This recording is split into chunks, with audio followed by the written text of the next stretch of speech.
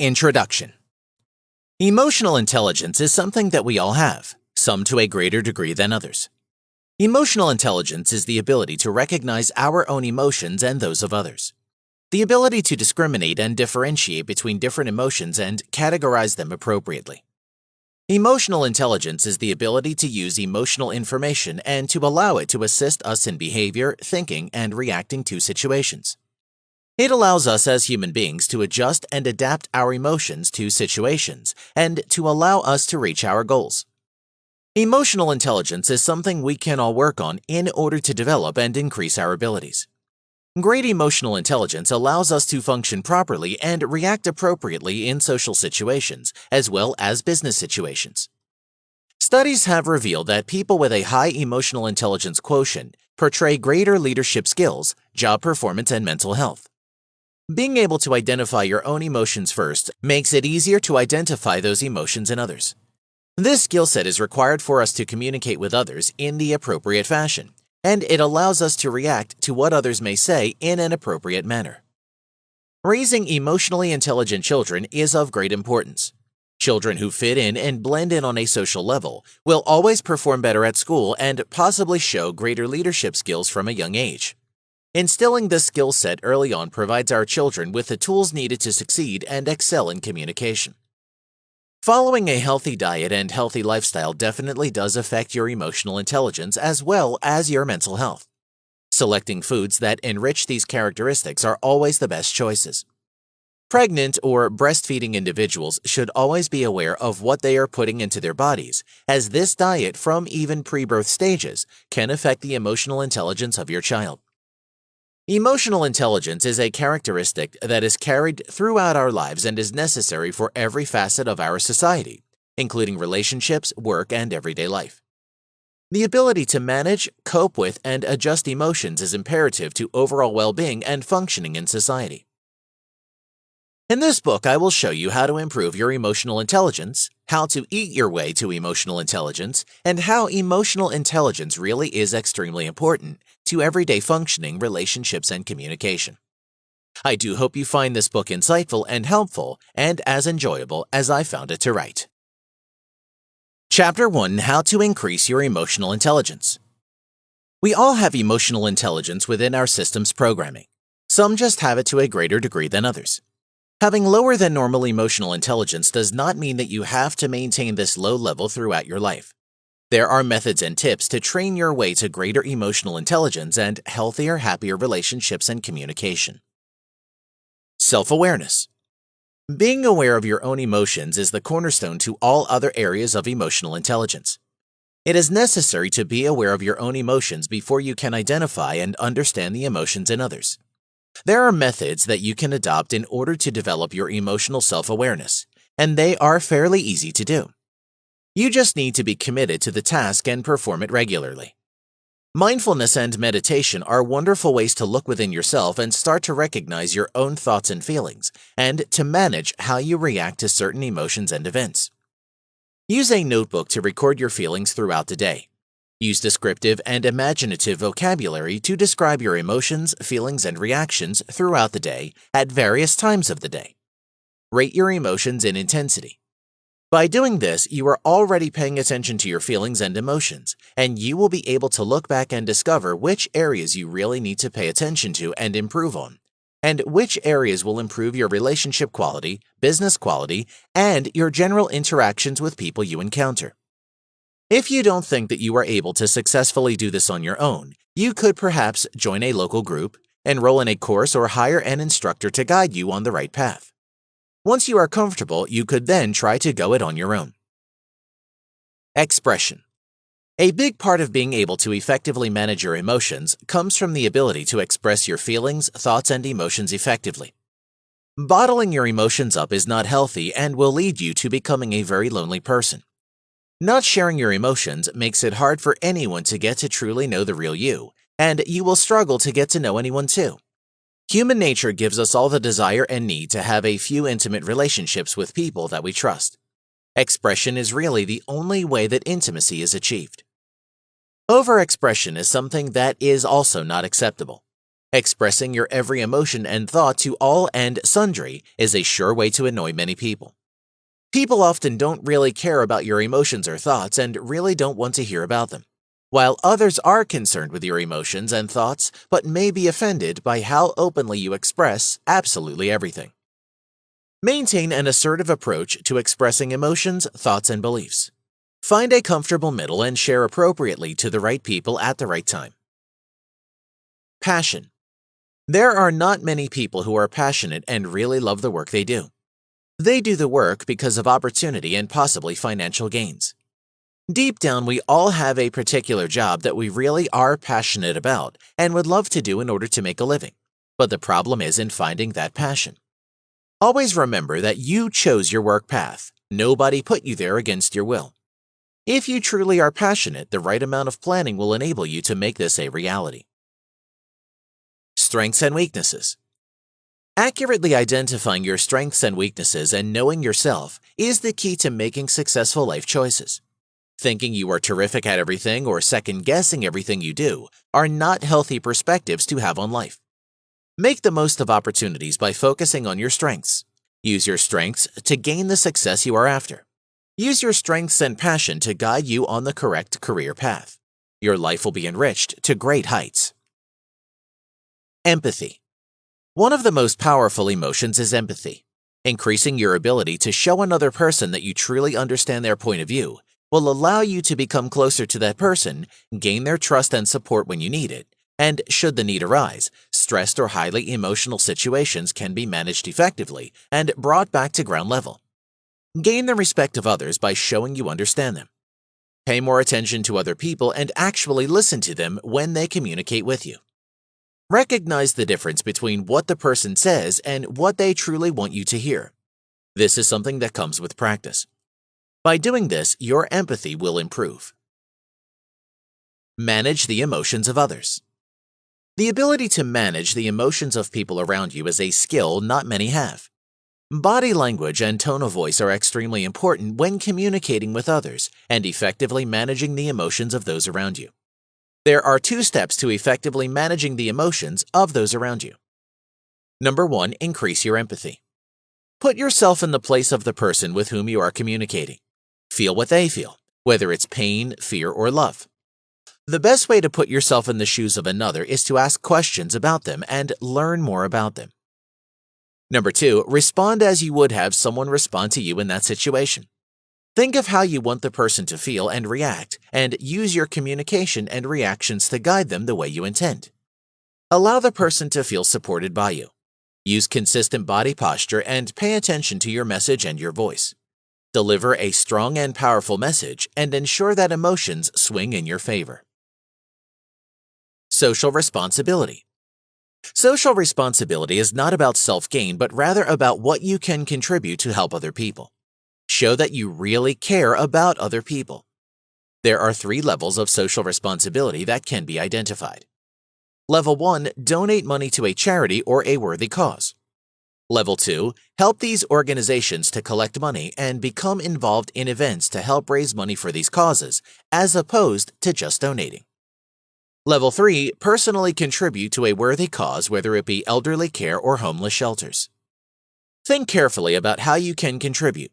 Contact the organization and ask how you can help. Manage impulses. Learn to manage your own emotions, including impulsiveness. By becoming more emotionally self-aware, you will be able to manage your emotions more effectively. There are 3 ways to effectively manage your impulses. Distraction. If you feel a situation is arising where you may have trouble controlling your impulses, distract yourself by shifting your thoughts to something else. Change your focus and the conversation into something that is completely different. This takes practice, and it is always handy to have a few sets and prepared thoughts as distractions that you can use. Analysis. Stop and analyze your thoughts when you feel impulsive. Ask yourself why you are thinking those thoughts. How can those thoughts help you? And could you possibly be thinking about something else? And what is a better thought to be having? Coping. Coping is a strategy that takes planning beforehand. You need to imagine certain situations and have trained responses and thoughts to the situation. Planned and practiced thoughts and statements may include things like, I know I can control my thoughts. I don't have to rush to find an answer. Or even something like, I can just slow down a bit, or I can think of alternatives. There are so many thought statements that you can use. You need to find your appropriate ones for yourself. These practiced thought statements can really help you cope with a stressful situation. Planning and practicing these thought statements will go a long way in helping you effectively manage impulsive thoughts, words, feelings, and actions. Obviously, people with excessive disorders will need further treatment to manage impulsiveness. Flexibility. In order for society to run effectively, there does need to be certain rules and regulations. And of course, as human beings, we all have set routines and ways that we'd like to do certain things. This in no way means that you must be rigid in your mindset. In certain situations, you need to display a degree of flexibility in order for a situation to have the desired outcome. It really is unproductive to stand steadfast and rigid. You may miss opportunities and continue to deal with situations with the same results which may not necessarily be the desired results. People who are high in emotional intelligence know when it is time to make changes and are able to easily adjust when the time arises. If you are someone who does not like the idea of change, you need to realize that change is how we grow as people. New experiences and opportunities will most certainly provide professional and personal fulfillment. Trying new things and learning new things is not always comfortable or enjoyable, but remember that the short-term feeling of discomfort or displeasure will truly be worth it in the long term. Happiness. Happiness is a character trait of people with high emotional intelligence. They radiate happiness from within. These people wake up happy in the morning and face each challenge while still maintaining a degree of happiness throughout. The happiness is what helps them overcome obstacles and prevents them from wallowing in self-pity. Happy people generally come up with solutions. Happy people tend to accomplish more than people who are generally sad. These are both emotions that we all experience, and of course, the degree varies all the time. Being emotionally intelligent allows you to know when you should experience each emotion. If you are happy, people will want to be around you and follow you. Being happy will help you get through these tough times with ease and feel better about yourself and situations in general. Happiness is not about material wealth or receiving things from other people. This is not true happiness. People who are happy usually give freely to whoever is in need, and by spreading happiness, they become even happier. It is truly a masterful skill to be able to manage your own happiness, and it takes time and practice to get it right. Chapter 2: Diet and Emotional Intelligence. We are all very aware of how difficult it can be to make the right food choices. Knowledge of good nutrition is often not enough to change bad eating habits, and the environment in which we live, coupled with certain emotions, can impact what we decide to eat. Emotions are a major factor in food choices, and people often tend to make unhealthier and unwise food choices when under stress or in unfavorable situations. People who are more comfortable with managing their emotions and have high emotional intelligence and a good deal of confidence generally tend to make better, healthier, and more high-quality food choices. Emotionally intelligent individuals are able to cope better with stressful situations and are good at handling pressure, and their eating habits will generally not be affected by these situations. Emotional calibration is a term that is often used. It describes how closely someone's self-confidence matches their emotional intelligence. Emotional intelligence, in this instance, refers to the ability to recognize the meanings of emotional patterns that result in the decision-making process, and to reason and find solutions based on this ability. This refers to food choices as well. If you have high emotional intelligence and self-confidence, you are better able to reason and solve issues that may result in bad food choices. It is generally known and understood that different foods affect the functioning of the mind and body in different ways. Recent studies have revealed astonishing facts about food that can substantially increase emotional intelligence. The food in question is, surprisingly, rice pudding. Studies carried out in New Zealand have revealed that regular consumption of rice pudding could increase emotional intelligence by at least 10%. The study involved two groups of university students. Each group was subjected to watching a series of film clips which ranged from lovemaking, cruelty, arguments, and general conversation. Students were tested before the experiment began on a number of emotional intelligence metrics, which included sympathy, empathy, and ability to articulate and explain the emotions they observed. They were tested again after being subjected to the string of film clips.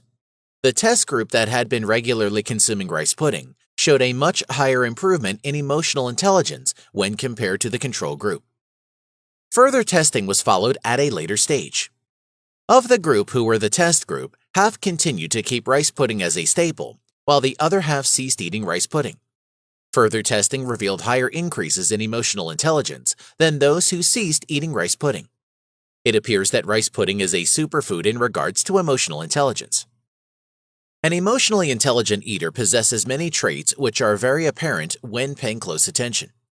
They are aware of hunger and fullness cues. They know exactly how and why they are eating. They use their awareness for impulse control when around delicious food. They are aware of how social situations and interactions impact their eating habits. They are able to make decisions even when experiencing emotional turbulence. They are aware of which emotions cause their decision-making to decline. They can work through tough decisions and situations without seeking comfort through stress eating. Making a decision on what you eat often hinges on your particular mood or frame of mind at that particular moment. Take careful note of how different moods or emotions cause you to choose different foods and what your emotions are after eating these foods. Keep notes of this and you will soon realize a pattern, and you will have something to work towards. Self-awareness, self-regulation, and mindfulness play a part in both emotional intelligence and the good choices associated with your level of emotional intelligence. Choosing the wrong foods can really be a dent to your confidence and self-image, and this can result in your emotional intelligence being knocked back a few steps. Feelings of guilt, often associated with bad impulsive food choices, are sometimes enough to push a person to reach the level of emotional intelligence they are after. Better food choices result in better health, body, and brain functions, which will make you feel better about yourself as a whole. Chapter 3: Pre-Birth Nutrition and Early Childhood Nutrition and Other Related Factors. It has become blatantly evident that nutrition from pre-birth and during early childhood affects the long-term health, well-being, brain development, and mental performance of a child. And there are certain nutrients that are necessary for these processes to function efficiently. Folic acid, which is often recommended for women in their first 3 months of pregnancy, can reduce the occurrence of behavioral problems in early childhood. Fish oil and omega-3 are important for the development of the brain and brain cells.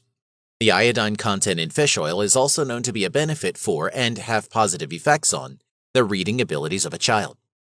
Studies of this nature are long-term studies as it takes many years for the brain to develop and mature, and often deficiencies in nutrition will only become obvious later in life. Early nutrition is the foundation for good health, emotional intelligence, and mental development of a child. There are many other factors which can affect the mental performance in children, and these include parents' education level. Parents need to be educated enough to make informed decisions about their children's diet so that their children can excel academically as well as emotionally. Socioeconomic status. For obvious reasons, this may affect the diet of the child and whether the proper nutrition is available for daily consumption. There are instances where these children don't always get the attention they require and deserve, as their parents have to work to provide a meal and roof for them. These children become dependent on themselves and sometimes stop showing emotion or expressing emotion, as the desired results are not met. You will often find that children left alone for long periods cannot function properly in social situations and often withdraw. Age of the parents. Genetics can affect emotional intelligence if the parts of the brain controlling this are not developed adequately. Babies born to older parents are at risk of mental illnesses and syndromes. Children born to older parents also often score lower on concentration, memory, reasoning, and reading, and this all affects the emotional intelligence of the child. Children born to older fathers are prone to substance abuse and low academic performance. Substance abuse is a result of low emotional intelligence due to the fact that when people turn to substances, it is because there is something lacking internally. Genetics of mother and child.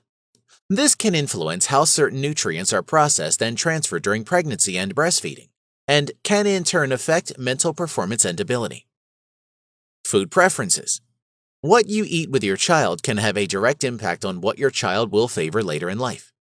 If you make bad food choices, this is the palate your child could favor later in life. Make wise, healthy choices, and your child will be more prone to make these choices, as well as that is what he or she remembers. Mother's mental state. The unborn baby is very sensitive to the emotions of the mother and can be affected by her mental state. The baby is preparing for life after birth and is relying on the messages relayed by the mother. If a baby is born to expect stressful situations, then it will take years of retraining and allow the baby to eventually become an emotionally intelligent child and adult.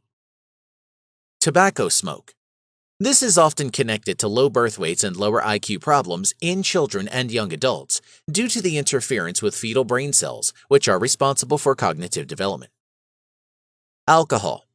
This often leads to children with lower IQs, poor attention span, poor cognitive skills, attention deficits, impulsive behavior, poor cause and effect, reasoning, and motor function disabilities. Pollution.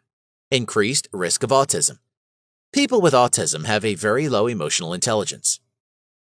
Marijuana. Children whose mothers used marijuana during pregnancy are more prone to behavioral and emotional problems, speech and language defects, and memory disorders. Heroin, behavioral, and social disorders. Good nutrition during pregnancy and in early childhood should, whenever possible, include breastfeeding. The nutrients provided through breastfeeding are an excellent basis on which to build a diet that will promote and have a positive effect on mental development and performance later in life. Chapter 4: Raising an Emotionally Intelligent Child. We all know how a toddler can change from sweet and serene in one moment to a screaming monster the next. Many believe that these, although trying on the patience, are very important opportunities to teach your child to manage his very strong emotions and calm himself down. It is best to start these lessons early on, as this is when your child is developing emotionally in huge steps. The security of his family is the best place to start to teach him, as he will feel safe and secure. By helping your child to understand these strong emotions and to handle them, you are helping him to increase his emotional intelligence. A child with a higher emotional intelligence is better equipped to cope with his feelings, calm himself down from emotional and intense situations, relate to others much better, and develop friendships more easily than a child with lower emotional intelligence. Raising a child with high emotional intelligence is the key to helping your child develop into a confident, responsible, and successful adult, and an adult that is able to maintain interpersonal relationships and develop intimate bonds. Listen.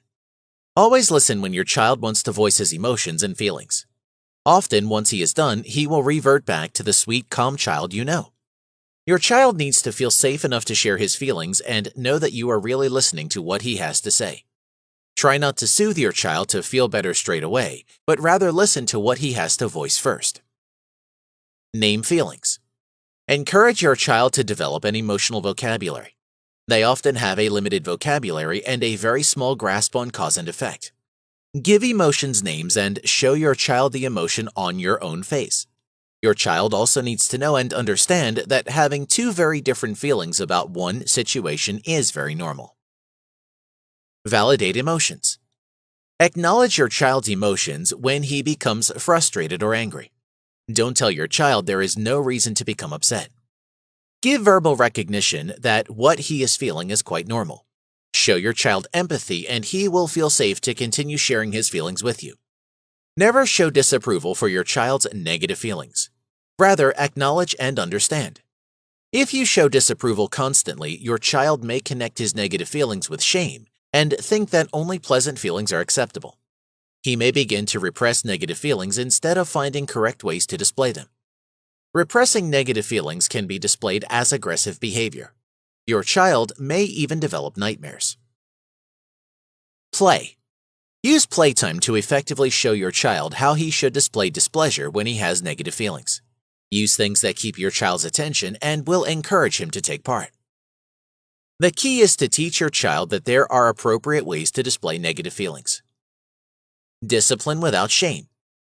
Don't discipline your child and shame him for negative feelings. Rather, use tools to address unwanted behavior while still supporting emotional intelligence and learning.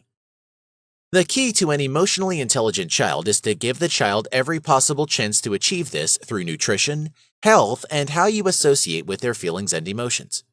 Your child only has you to learn from, so try to be an example of what you want him to learn. Chapter 5: Emotional Intelligence and Leadership. The ability to be aware of your own emotions and to be perceptively aware of the emotions of those around you, as well as being aware of the situation, can be a powerful tool in effective leadership. The ability to identify and understand the emotions of those around you, and to respond effectively to those emotions, overcoming stress, being aware of how your words and actions affect others, are all characteristics of emotional intelligence. Emotional intelligence consists of four main characteristics: self-awareness, self-management, social awareness, relationship management. You may try to shut out your emotions, but no amount of denial, burying, or distortion of memories or emotions will ever rid you of them. They will always be present. Emotional independence and intelligence are gained through acknowledging, connecting, accepting, and being aware of how these emotions affect the decision-making process and consequential actions. Emotional intelligence is a skill that you can constantly develop and improve, and in doing so, better your leadership qualities. In a business situation, you need to be able to understand the brain and how it works, as well as the functions of the emotional response system. How people respond in certain situations will have a huge impact on their position within an organization. Certain behavior and challenges require certain attributes of emotional intelligence, and that is where the trickiest part lies when putting together an effective team. Most problems within organizations stem from problems in effective communication, and this causes doubt. A leader needs to have the emotional intelligence to be able to gauge the needs, wants, and expectations of those whom he leads. If a leader acts on emotions without filtering the emotions according to the situation, he will lose the trust of his employees and his team. And this can lead to failure of the project and the destruction of working relationships. An effective leader needs to take a step back and gauge the emotions of those he leads and adjust his reactions accordingly, while still maintaining his original goal and message. Effective leadership requires quick and calm reactions in high-stress situations, effective communication, both verbal and nonverbal, and the ability to make good decisions under pressure. This will ensure that positive attitudes and feelings remain and trust in his leadership grows. Attributes required for effective leadership. Self-assessment. The ability to recognize your own emotions, strengths, weaknesses, and values, and understanding how they impact others. You need to be confident in who you are and understand the good and the bad in order to reach your full potential. Those who have these understandings about themselves are able to work on it and improve their skills all the time. Self-regulation or discipline. Controlling disruptive and negative emotions and adapting to a change in circumstances are necessary for the greater good of the positive environment of the team. Being calm is contagious, so a leader must stay calm in the face of adversity and stress. When you remain calm, you are able to think and communicate more clearly with your employees and team. Empathy and compassion. Put yourself in someone else's position and understand how they may feel and react in that situation. Empathy is a gateway to compassion. Compassion is the emotion we feel in response to suffering, and this is what motivates us to help others in that situation. The more we can relate to others, the better we will become at understanding what motivates or upsets them. Relationship management. The ability to communicate effectively and properly manage relationships in order to move a team to success. Effective communication. Communication is tremendously important. Communication is 7% the words we say and 93% body language and tone. Misunderstanding and lack of communication are often the cause of problems between people. It can lead to frustration, confusion, and bitterness. Communication is key to identifying and overcoming obstacles and building stronger work relationships. When everybody knows their position and their role, there is harmony and positive progression. Emotional intelligence is paramount in improving work relationships, productivity, organization, and reaching desired goals. It would be wise for employers to offer training to increase emotional intelligence and awareness among staff members. At the end of the day, the working environment will definitely become one that is conducive to productivity, and there will be little of the office niggles and conflict that often occur. This kind of training would allow projects to run more smoothly, and targets to be reached more efficiently. And you will be giving your staff members skills they can use to effectively manage their lives outside of the office. Less stressed employees will come to work feeling happier and more passionate about their work. Chapter 6: Tips to increase your emotional intelligence for stronger personal relationships. Have you ever had that dreaded feeling in the pit of your stomach because you've said something hurtful or nasty to a loved one in the heat of the moment and regret it the minute it slips out of your mouth? Learning to handle your emotions more constructively is a very important factor in strengthening bonds in relationships. The ability to be able to recognize and manage your own emotions while empathizing with others and remaining aware of their reactions will enable you to manage friendships and relationships effectively, even in times of stress or conflict. The key to building lasting friendships and relationships is understanding and being in tune with each other's emotions and reacting accordingly. Stop, think, and then react. Spur-of-the-moment reactions without thought often just add fuel to the fire in times of conflict. There are ways to practice and effectively improve your relationships and friendships. Know yourself. Understanding yourself will make you more aware of how you come across to others. Know what makes you, well, you. Strengths, values, and triggers. Take note of this often and remain aware of it always. Feedback and criticism. Those who are emotionally intelligent are open to feedback and criticism from others. Even if you don't share their opinion is invaluable as a tool to measure whether your behavior is having the intended and desired effect. If they aren't, make the necessary adjustments and remember to apologize to the offended party. Even if you decide to make no changes, the feedback has helped develop your emotional intelligence. Feelings. When you are feeling strong emotions, step back and take note. What was the trigger? Did your significant other say something hurtful, or are you overreacting? Take note of the feelings that it brought up. Step back and assess the situation and put your problem-solving abilities to work. Make sense of your emotions and use them to your advantage in future choices of how to interact with others. Mindfulness. Pay attention with intention. Don't judge. Experience each moment as it unfolds. Mindfulness decreases the chances that you will unintentionally and unknowingly be taken over by negative emotions. Being aware of your thoughts and feelings and not judging yourself for them will allow you to see them clearly. Don't let your awareness of them be hindered by negative baggage. Breathe. Emotions affect us on a physical level as well as a mental level. Stress constricts the blood vessels, causing us to breathe shallow, quick breaths. The heart rate speeds up, perspiration forms, and panic sets in. Under these circumstances, there is no way you can think rationally or clearly and make decisions. If you are able to calm your bodily reactions to stress, you will find that your emotional stress will decrease as well. If you begin to feel tense, stop, take deep and calming breaths. Concentrate on each breath and you will soon find yourself in a better, much calmer state of mind, and interactions with others will be more constructive. Question. There are always many reactions or ways of looking at situations. Don't immediately become defensive at someone else's reaction because it differs from yours. Humans are stubborn by nature, and the emotion of anger forces us to hold on to our version for dear life. Stop and think clearly. Is there another option or way of explaining the given situation? This short timeout may allow you enough time to calm down and respond constructively rather than fly off the handle. This doesn't mean that you have to or will change your opinion to match that of your significant other. It just means that you will be able to have a more productive discussion about the situation. Celebrate. People who experience more positive emotions enjoy better relationships and are better able to react to negative events or situations. Act intentionally and do things that bring you joy. Practice showing gratitude. Find something in every situation to be thankful for. Exercise, show acts of kindness to someone, or think back on old positive experiences. Empathize. Connect with your partner more effectively and learn a thing or two about yourself in the process. Put yourself in your partner's shoes when you want to react rashly or speak without thinking. Treat your partner how you would want them to treat you. Chapter 7: Emotional Intelligence and Education. Emotional intelligence defines what and how we learn. It allows us to set priorities and determines our daily actions.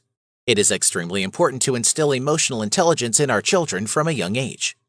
Due to technology these days, many of our children sit inside all day, socializing only through social media, and this is a very unhealthy situation. Hiding behind technology in this cyber world does not allow our children to develop healthy, real relationships or skills to obtain them. The educational system has always focused on academic results, citing this as the path to success, happiness, and wealth.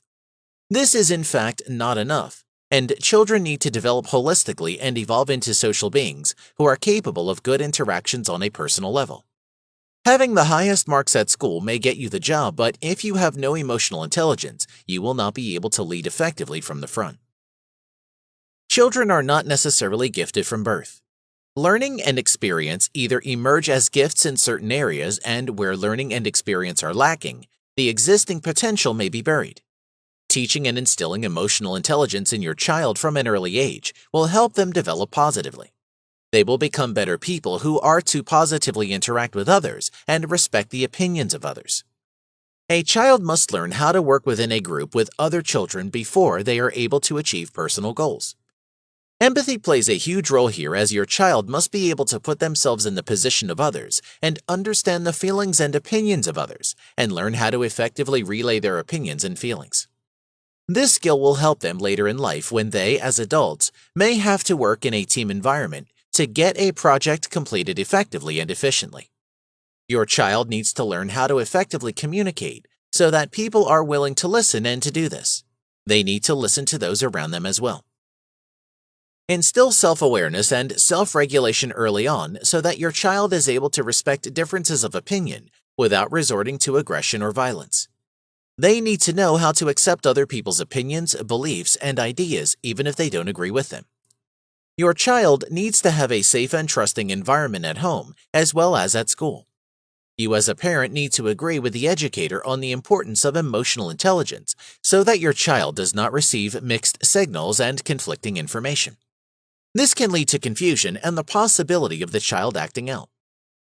The traditional education system relies on simply filling our kids' heads with facts and figures, but does not allow them the opportunity to learn how to deal with life situations.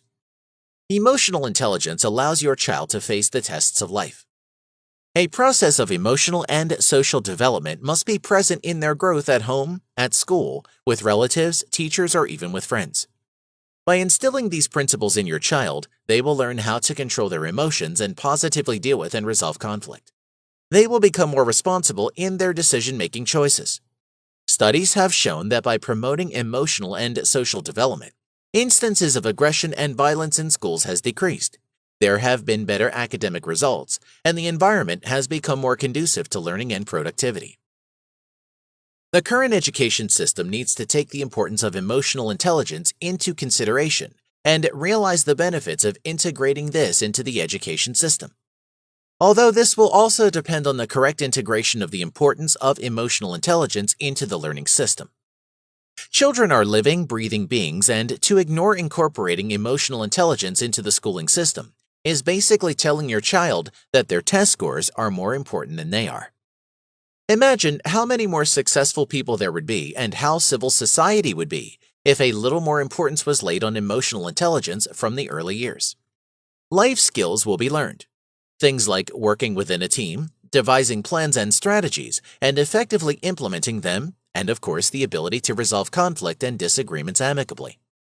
Studies have shown that educational facilities, from kindergartens to colleges, have begun to take the matter of emotional intelligence more seriously and are now realizing how a little extra time on the subject can go a long way to creating and developing strong, individual, intelligent, and socially flourishing individuals. Competitiveness is always a good thing if it is managed effectively and promotes the right positive attitude. Children should be allowed to learn to speak and develop leadership skills in an environment that is positive and safe. Criticism should be constructive and positive, and the atmosphere should be positive with team spirit, which is of great importance.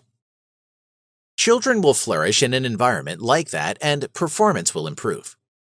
Instill the principles from a young age and select a school and educator that agrees with your principles and will maintain stability and common ground when your child is at school.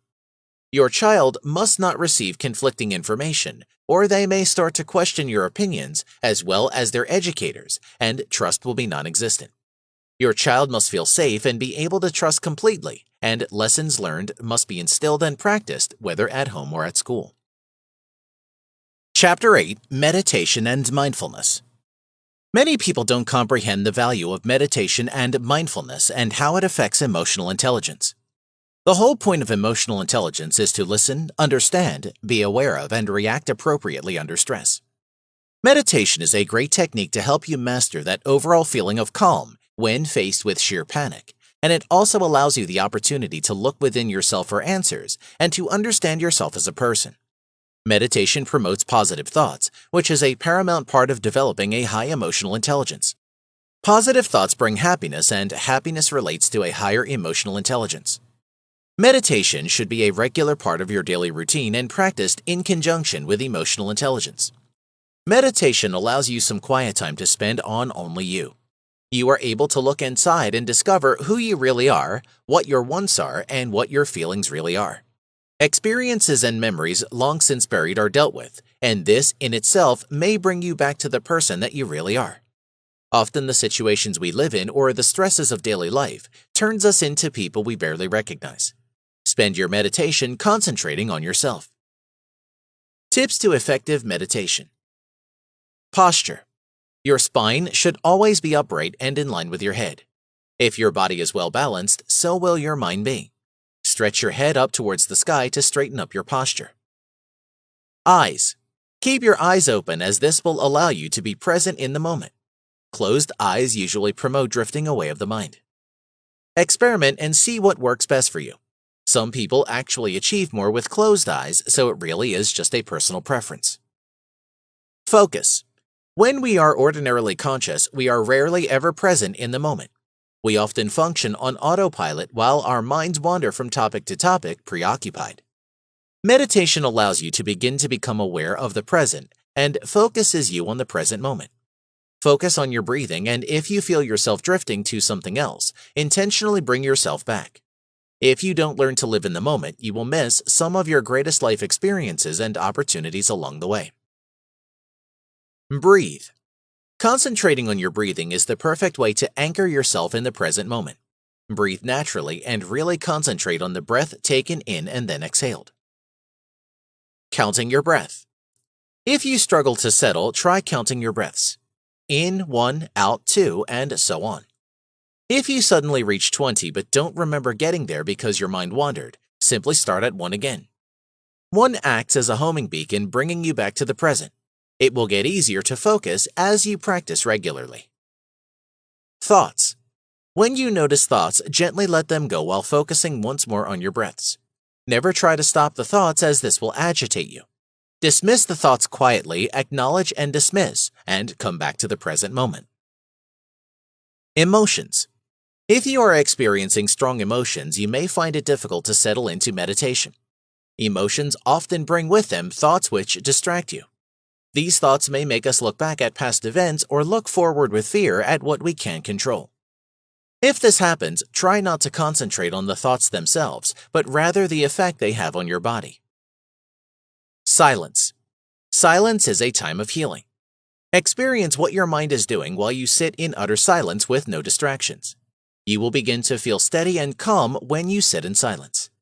With practice, your outer and inner peace become one, and you are calm and collected in the moment. Length. There is no need to start with hours of meditation. Your mind simply won't stay focused that long to begin with. 10 minutes is enough time to start. As you become more experienced, you may want to extend these moments you have alone. The length of time you meditate should be the length of time it takes your mind to settle, but should never put strain on your body. Stay in the moment, and when the time is right to end your meditation, you will know. Place. Choose a special place to sit, silent and distraction-free. Some people like to create altars which they face while meditating. They may place personal items there or things from nature that simply have something to say to them. You do what is comfortable for you and makes you comfortable. Enjoyment.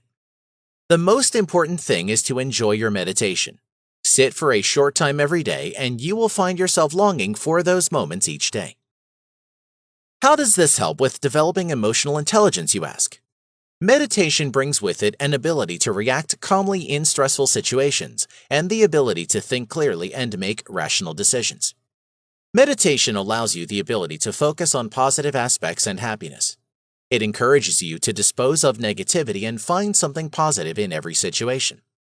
The calmer you are, the more aware you will be of how you are reacting to situations, and the less likely you are to lash out without thinking. There are so many benefits to meditation, and each can assist with obtaining a higher emotional intelligence. A calm mind, increased concentration, improved clarity, improvements in communication, relaxation of the body and mind, rejuvenation of the body and mind. There are also various health benefits to meditation. A healthy body results in a healthy, clear, and calm mind. Lowers blood pressure, lowers levels of blood lactate, which reduce the instances of anxiety attacks, decreases tension-related pain, serotonin production for improved mood and behavior, improved immune system, increased energy levels. Mental benefits are plentiful and extremely important to functioning well holistically. Decreased anxiety, improved emotional stability, increased creativity, increased happiness, develops intuition, peace of mind and clarity, problems don't seem so big anymore, sharpens the mind by gaining focus and expands through relaxation. A sharp mind without expansion causes tension, frustration, and anger. An expanded consciousness without sharpness can lead to lack of progress or action. Perfection is obtained through a sharp mind and expanded consciousness. You become aware that your inner attitude determines your happiness. Students often use meditation as a tool to focus and ground themselves. The benefits for students really are unfounded. Greater confidence, clarity and focus, improved health, mental strength and energy, greater dynamism. I am sure it has become quite apparent that there are parallels between meditation practice and the training required to improve emotional intelligence. Using meditation in conjunction with emotional intelligence training can really increase your ability to function during stressful situations and to react calmly and rationally and to make decisions that you won't regret. Mindfulness is the awareness of our thoughts, feelings, bodily sensations, and environment during each and every moment. The benefits of mindfulness to assist with practices to increase emotional intelligence are really quite spectacular. Mindfulness increases the forming of brain tissue, which allows for more efficient processing of information by the brain. This allows a better grasp and understanding of the things in life that causes stress. Fight off post-traumatic stress disorder. Helps regulate emotions. Improves academic performance. Fights and prevents depression. Prevents anxiety. Reduces memory loss. There are, of course, also physical benefits to mindfulness, and these too will assist with emotional intelligence training. If you feel well and healthy, there is less chance that you will be irritable or easily agitated. Reduces rheumatoid arthritis. Reduces risk of heart disease. Reduces chronic pain. Helps irritable bowel syndrome. Improves sleep. Effectively fights off colds and flu. Mindfulness is a great addition to meditation and emotional intelligence training. The many benefits on a physical level fight off anything that could leave you irritable or uncomfortable due to stress. Under stressful conditions, feeling ill is like adding fuel to the fire, and it only takes one spark to ignite the flames. Chapter 9: Bullying and Emotional Intelligence. Bullying is harsh social communication between associates which can incorporate hostility, badgering, and brutality. Bullying is commonly dull and instituted by the individuals who are in a position of control over the victim. A developing assemblage of examination delineates a noteworthy relationship between bullying and emotional intelligence. Lower emotional intelligence seems to be identified with a contribution in tormenting, as the harasser and/or the victim of tormenting. EI appears to assume an essential part in both harassing conduct and exploitation in bullying. Given that EI is believed to be moldable, EI training could significantly enhance the prevention of bullying and meditation initiatives. Childhood. Bullying is the most common type of savagery in schools and has enduring outcomes into adulthood. Increased concern in regards to class bullying has been brought up to some degree because of advanced suicides of youth victims. The National Center of Education Statistics states that in middle school alone, 40% of children are involved in bullying one way or another. Pre-youthful examination affirms such a negative relationship between EI and harassing conduct. Tormenting conduct is contrarily connected with aggregate compassion, and all the more particularly the EI measurement of intellectual sympathy, which is the capacity to comprehend or go up against the passionate encounters and points of view of others. It was observed that pre-adult tormenting peer relations are additionally essentially adversely associated with the measurement of EI that was conceptualized by Lomas et al. 2012 as understanding the emotions of others. While the term naming the measurement fluctuates inside the examination, the measurement of EI that seems to have the most grounded converse association with authorizing tormenting conduct all through the writing is one's capacity to comprehend the enthusiastic experience of other individuals. Since tormenting conduct in school-matured youngsters is identified with lower levels of comprehension of others' feelings, one hypothesis is that kids who display harassing practices are not ready to completely comprehend the effect that they have on their victims. To be sure, when separating between the distinctive segments of compassion, it is the psychological segment that domineering bullies appear to have the most deficiency in. Notwithstanding the powerlessness to identify with the feelings of others, research likewise recommends that the individuals who take part in harassing conduct may likewise need appropriate abilities in managing their own feelings, another part of EI frequently alluded to as emotional facilitation or self-viability. The poor utilization of feelings is observed to be huge in anticipating issue conduct among youths, for example, animosity, which can be trademark in tormenting conduct. Thus, the capacity to comprehend and deal with one's own feelings may assume an essential part in keeping youngsters from participating in tormenting conduct. For instance, in a study among teenage girls, it was found that better handling of stress could stem the propagation of animosity and bullying. Workplace bullying. Working environment bullying is believed to be much more pervasive than may be regularly suspected. For reasons unknown, working environment harassing is by all accounts especially prevalent in medicinal service associations. 80% of attendants report encountering work environment harassment. Like the school environment for youngsters, the workplace normally puts gatherings of grown-up associates together in a mutual space all the time. In such a circumstance, social collaborations and connections are of extraordinary significance to the capacity of the authoritative structure and in achieving objectives. The disturbing outcomes of harassing put an association in danger of losing exploited representatives. Tormenting additionally adds to a negative workplace and is not helpful for vital participation and can reduce efficiency at different levels. Tormenting in the workplace environment is connected with negative reactions to pressure. The capacity to oversee feelings, particularly passionate anxiety, is by all accounts a reliable critical element in various sorts of tormenting. The work environment, by and large, can be an upsetting situation, so a negative method for adapting to push or a powerlessness to do as such can be especially accusing. Work environment bullies may have high social insight and low passionate knowledge. In this connection, bullies tend to rank high on the social stepping stool and are capable of impacting others. The mix of high social insight and low compassion is helpful for manipulative conduct to such an extent that Hutchinson, in 2013, portrays work environment tormenting to be. In working gatherings where representatives have low EI, specialists can be induced to take part in dishonest conduct. With the domineering jerk's influence, the work gathering is associated in a way that excuses the conduct and makes the gathering tolerant or strong of the tormenting.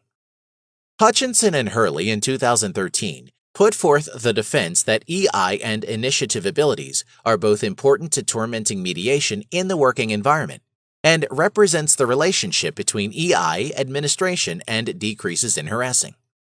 EI and moral conduct among different individuals from the work group have been appeared to significantly affect the moral conduct of nursing groups. Higher EI is connected to enhancements in the workplace and is an essential mediator amongst struggle and responses to strife in the working environment. The mindfulness and self-administration measures of EI have both been shown to have solid positive connections with viable authority and the particular initiative capacity to fabricate sound workplaces and work society. What causes bullying? There are a couple of traits that we're going to examine below that are believed to contribute to bullying. Malevolent creativity. Given lower emotional intelligence, it is additionally conceivable that numerous domineering bullies are all the more maliciously innovative. Whenever unique, the demonstrations of hostility and misuse found in both adolescents and grown-up bullying are considered cases of malevolent creativity, or MC. Discoveries propose that people lower in EI imagine all the more malignantly innovative arrangements, which hypothetically prompts all the more vindictively imaginative practices. It is believed that individuals with lower EI may not see the problem in noxiously imaginative thoughts or are careless about how others would see them, and accordingly, they have less issue with revealing such thoughts.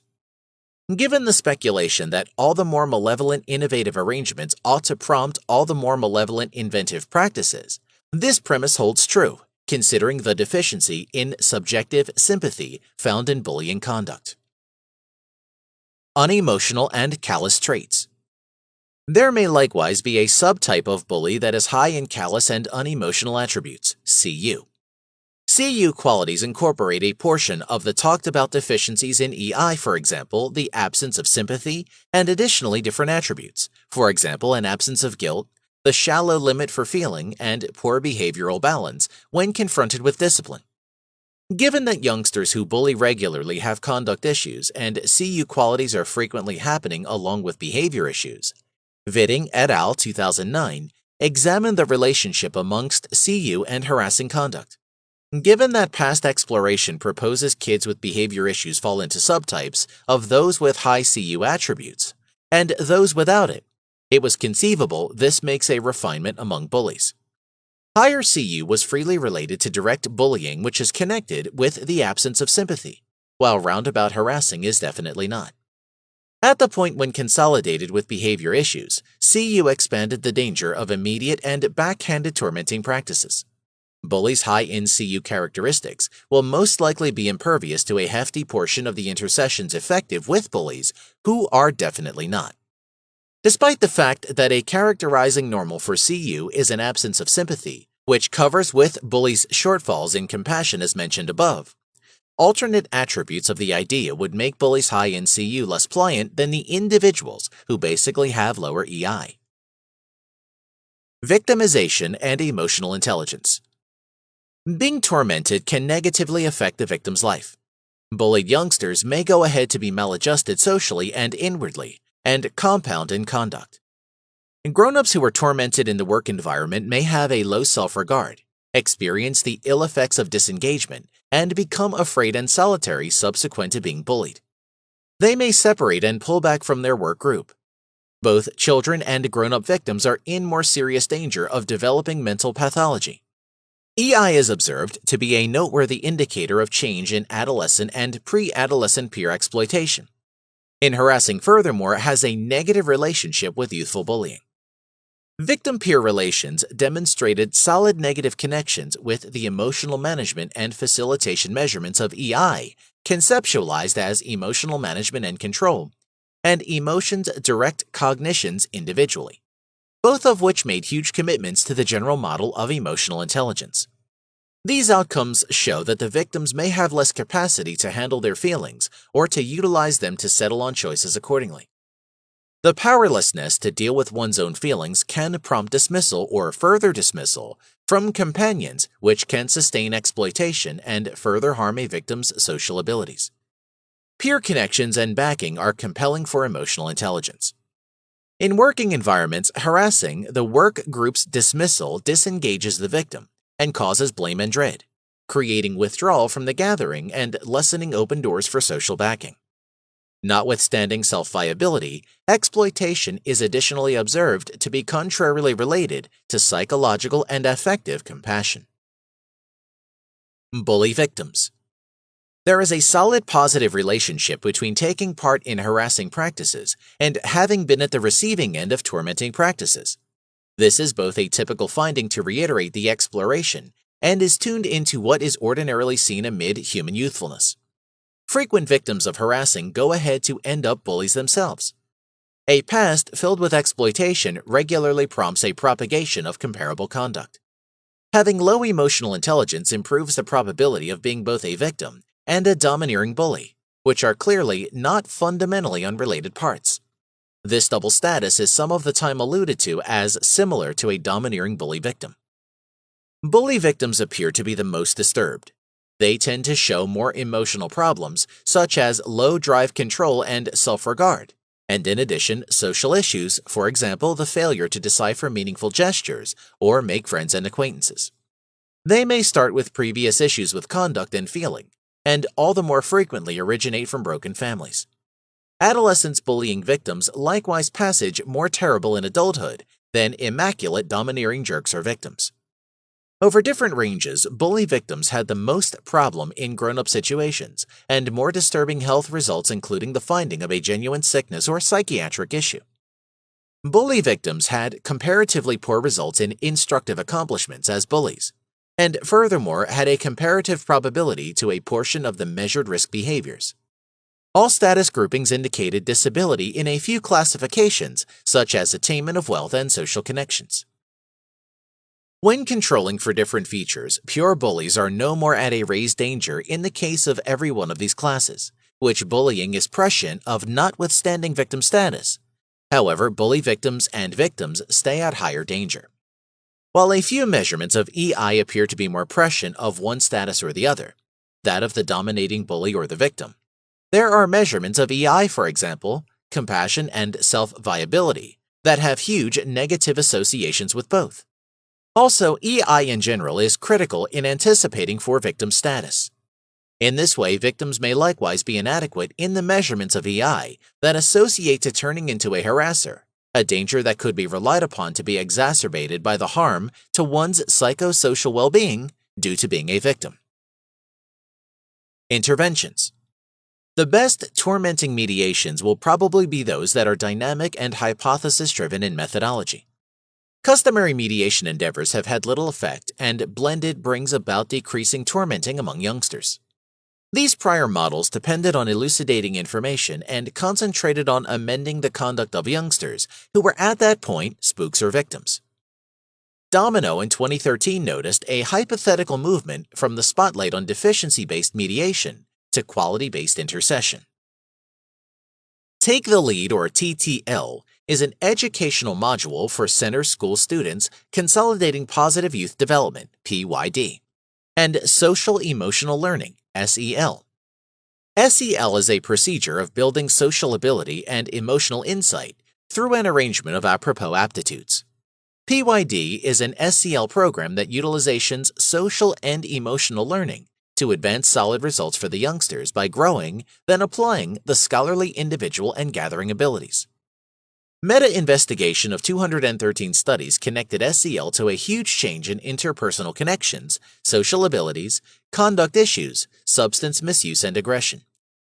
Positive commitments to the effect of SEL were observed to be made by the development and utilization of social aptitudes, social backing, and positive conduct support. Meta-investigation of 25 projects showed huge positive changes in interpersonal aptitudes, poise, critical thinking, and both companion and grown-up connections as a consequence of PYD, and additionally noteworthy diminishing in antagonistic danger practices, for example, substance misuse, demonstrations of animosity, truancy, and hazardous sexual conduct. The most essential components of PYD for positive results in the examination were a fuse of emotional knowledge and self-adequacy, and the development of professional social standards. Domino in 2013 noticed that earlier research bolstered SEL and PYD being connected to youth hazard practices, and that their adequacy was observed to be positive and maintainable. However, very little research had been done on a connection between the develops and decrease of tormenting particularly. The concentrate then researches a model, TTL, that joins the SEL and PYD structures, fortified by a socially emotionally supportive network. TTL comprises of 16 lessons instructed once every week for 16 weeks, amid consistent 45-minute class periods by educators that are prepared for at least 6 hours. The lessons are joined by an objective. For the occasion, the objective going with Lesson 10 on assertiveness is separate between confident, detached, and forceful correspondence styles, and practice self-assured and empathetic interrelating. Every lesson incorporates information, aptitude, and application segments so students can rehearse the scholarly abilities throughout their life outside of the classroom. A TTL preparing workshop is offered to the guardians of members, and a letter is sent to the guardians toward the start of every portion with data about the lesson, objectives, and going with exercises. Domino 2013 connected the TTL mediation to 7th grade students and measured changes in tormenting and casualty conduct utilizing a quantitative pre-test, post-test control bunch accomplice plan. Total scores for tormenting and exploitation were gotten before and toward the fulfillment of the mediation, utilizing the PRQ, a self-report study finished anonymously. Resilience. Past anticipated bullying. It is additionally imperative to consider how intercessions in view of EI are essential for the situation that bullying will happen. Expanding EI might be an essential stride in attempting to cultivate resilience among victims. At the point when a man confronts anxiety and affliction, particularly of a monotonous nature, their capacity to adjust is a vital component in whether they have a more positive or negative result. Strong people are the individuals who are considered to have constructive, formative results in light of their antagonistic encounters, for example, bullying. Sapauna and Wolke in 2013 inspected youths who showed resilience to bullying and discovered some fascinating gendered contrasts, with higher behavioral flexibility found among young ladies and higher emotional strength found among young men. In spite of these distinctions, despite everything they involved interior assets and negative emotionality in either reassuring or being adversely connected with resilience, to bullying separately and asked for the focusing of psychosocial aptitudes as a type of intercession. Emotional intelligence has been shown to elevate strength to push, and as specified beforehand, the capacity to oversee stress and other negative feelings can be a deterrent of a victim going ahead to propagate hostility. One consideration that is critical is the direction of one's own feelings. Schneider et al. 2013 found that emotional observation was noteworthy in encouraging lower negative emotionality amid anxiety, and emotional understanding encouraged flexibility and has a positive connection with positive effect. Chapter 10: Emotional Intelligence and Performance at Work. Examination of EI and employment execution indicates blended results. A positive connection has been found in a portion of the studies, while in others there was no connection or a conflicting one. This drove scientists Cote and Miners 2006 to offer a compensatory model amongst EI and IQ that sets the relationship amongst EI and occupation execution turns out to be more positive as intellectual intelligence diminishes, a thought initially proposed with regards to scholastic execution. Petridis, Fredrickson, and Furnham 2004. The consequences of the previous study bolstered the compensatory model. Workers with low IQ get higher assignment execution and hierarchical citizenship conduct coordinated at the association, the higher their EI. It has additionally been watched that there is no critical connection between emotional intelligence and work state of mind conduct. A later study proposes that EI is not, as a matter of course, a general positive characteristic. They found a negative connection amongst EI and administrative work requests. While under low levels of administrative work requests, they found a negative relationship amongst EI and collaboration viability. A clarification for this may recommend sexual orientation contrasts in EI, as ladies tend to score larger amounts than men. This encourages work connection assumes a part in the connections between EI, cooperation adequacy, and employment execution. Another fascinating find was talked about in a study that surveyed a conceivable connection amongst EI and entrepreneurial practices and achievement. In spite of the fact that studies between emotional intelligence, EI, and employment execution have demonstrated blended after effects of high and low connections, EI is verifiably preferred indicator over a large portion of the contracting techniques ordinarily utilized as a part of organizations, for example, letters of reference, introductory letters, among others. Luckily, more organizations are swinging to EI tests for enrollment and preparing forms. By 2008, 147 organizations and counseling firms in the U.S. had created programs that included EI for preparing and procuring representatives. Van Roy and Visvesvaryan, 2004, demonstrated that EI connected essentially with various spaces in execution, running from 0.24 for employment execution to 0.10 for scholastic execution. These discoveries may contribute associations in various ways. For example, workers high on EI would be more mindful of their own feelings and from others, which thus could lead organizations to better benefits and less superfluous costs. This is particularly vital to ostracize administrators who need to manage blended feelings and sentiments while adjusting to another working society. Additionally, workers high in EI indicate more trust in their parts, which permit them to confront requesting assignments emphatically. Emotional intelligence represented more vocational accomplishment than IQ. So also, different studies contended that workers high on EI perform generously superior to anything representatives low in EI. This deliberate, without anyone else's input reports and distinctive work execution pointers, for example, wages, advancement, and pay increment. As per Lopez and his partners in 2006, EI adds to create solid and positive associations with collaborators and perform productively in work groups. This advantages executions of specialists by giving emotional backing and instrumental assets expected to succeed in their parts. Additionally, emotional canny workers have better assets to adapt to focusing on circumstances and requesting errands, which empower them to beat in those circumstances. For example, Law et al. 2004 found that EI was the best indicator of occupation execution past general intellectual capacity among IT researchers in PC organizations in China. Another study was made with representatives from a media transmission organization in Pakistan. They tried the relationship between employment execution and the 4 segments of EI: mindfulness, self-administration, social mindfulness, and relationship administration. They found that occupational execution was decidedly connected with relationship, administration, and social mindfulness, and no huge relationship with mindfulness and self-administration.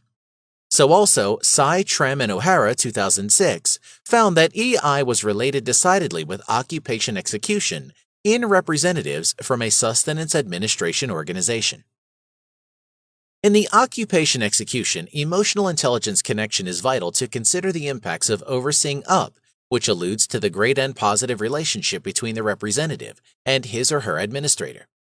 Past exploration found that nature of this relationship could meddle in the consequences of the subjective rating of employment execution assessment. Emotional canny representatives dedicate a greater amount of their working time on dealing with their association with directors. Consequently, the probability of acquiring better results on execution assessments is more noteworthy for representatives high in EI than for workers with low EI. Taking into account hypothetical and methodological methodologies, EI measures are ordered in 3 standards. 1. Stream capacity-based measures. 2. Self-reports of capacities measured. 3. Blended models, which incorporate measures of EI and conventional social aptitudes. O'Boyle Jr. and his associates in 2011 found that the 3 EI streams together had a positive connection of 0.28 with employment execution. So also, each of EI streams freely got a positive relationship of 0.24, 0.30, and 0.28 individually. Stream 2 and 3 demonstrated an incremental legitimacy for foreseeing work execution well beyond identity, 5-factor model, and general intellectual capacity. Both Stream 2 and 3 were the second most imperative indicator of occupation execution underneath general intellectual capacity.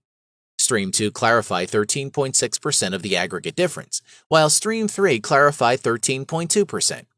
So as to analyze the unwavering quality of these discoveries, a production inclination examination was created. Comes About demonstrated that studies on EI work execution relationship preceding 2010 don't present significant proofs to recommend the nearness of distribution predisposition. In spite of the legitimacy of past discoveries, a few analysts still question whether EI, work execution connection, has a genuine effect on business procedures. They contend that ubiquity of emotional intelligence studies is because of media publicizing as opposed to objective logical discoveries. Likewise, it is specified that relationship between occupation execution and EI is not as solid as recommended. This relationship requires the nearness of different builds to rise critical results. Case in point, past studies found that EI is decidedly connected with cooperational adequacy under employment settings of high administrative work requests, which enhances work execution. This is because of enactment of compelling feelings amid execution on this occupation connection. In this situation, emotionally shrewd people demonstrate a superior arrangement of assets to succeed on their parts. Be that as it may, people with high EI demonstrate a comparable level of execution that non-emotional clever representatives under various employment settings. Also, Joseph and Newman 2010 recommended that emotional discernment and emotional direction parts of EI profoundly add to employment execution under occupation settings of high emotional requests. Moon and Her 2011 found that emotional weariness, wear-out, fundamentally impacts the occupation execution. EI relationship, emotional depletion, demonstrated a negative relationship with two segments of EI, positive thinking and social abilities. This affiliation affected adversely to occupation execution too. Henceforth, work execution, EI relationship is more grounded under settings of high emotional depletion or wear-out. At the end of the day, representatives with abnormal amounts of hopefulness and social aptitudes have better assets to beat when confronting high emotional fatigue connections. Chapter 11: How Emotional Intelligence Influences Teaching and Learning. Feelings begin from the introduction of particular circumstances. Feelings are our reaction to the world around us, and they are made by the mix of our considerations, sentiments, and activities. The nature and power of feeling are normally identified with the intellectual movement as the impression of the circumstance. Emotional intelligence is critical for a person in everyday life.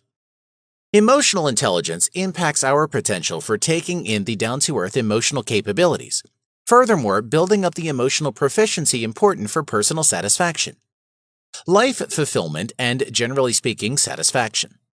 This basic examination endeavors to distinguish different systems for enhancing the emotional intelligence of a person in his changed parts in day-by-day life. An instructor must have the indispensable abilities, identify attributes and practices that students see which persuade them to learn and influence them to embrace socially acknowledged practices. Feelings speak to an intense, unsettling influence on the individual overall. Feeling is an umbrella term which incorporates the circumstance, the elucidation or impression of the circumstance, and the reaction or feeling identified with the recognition of the circumstance. Feelings stimulate, maintain, and occupy action. Examples of feelings in bitterness: dread, love, shock, disdain, disgrace. Wexler in 1940 characterized intelligence as the total or worldwide limit of the person to act intentionally, to think objectively, and to bargain viably with his surroundings. Generally, thinking and feeling are considered as perfect inverses. From one perspective, there is energy, and then again there is reason. People vary in how well they see, express, comprehend, and oversee emotional wonder. All have disparate identities, various goals with various methods for indicating feelings, and notwithstanding all of these attributes, everybody hopes to thrive in life. Emotional intelligence is crucial for better working as an individual in individual and expert life. Emotional intelligence is critical for individual prosperity too. This chapter gives applied clarity on emotional intelligence also, its hugeness.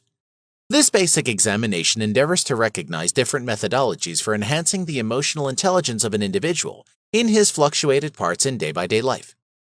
This article endeavors to highlight the significance of emotional intelligence in an instructive setting. Emotional intelligence. Emotional intelligence includes the capacity to screen one's own and other sentiments and feelings, to utilize feeling-based data to guide thinking and activity, influences who we meet, decides what we look like at different events, and communicates feelings fittingly rather than overlooking them. Emotional intelligence impacts our potential for taking in the viable emotional abilities and building up the emotional proficiency essential for personal satisfaction, life fulfillment, and general joy. Consequences of emotional quotient.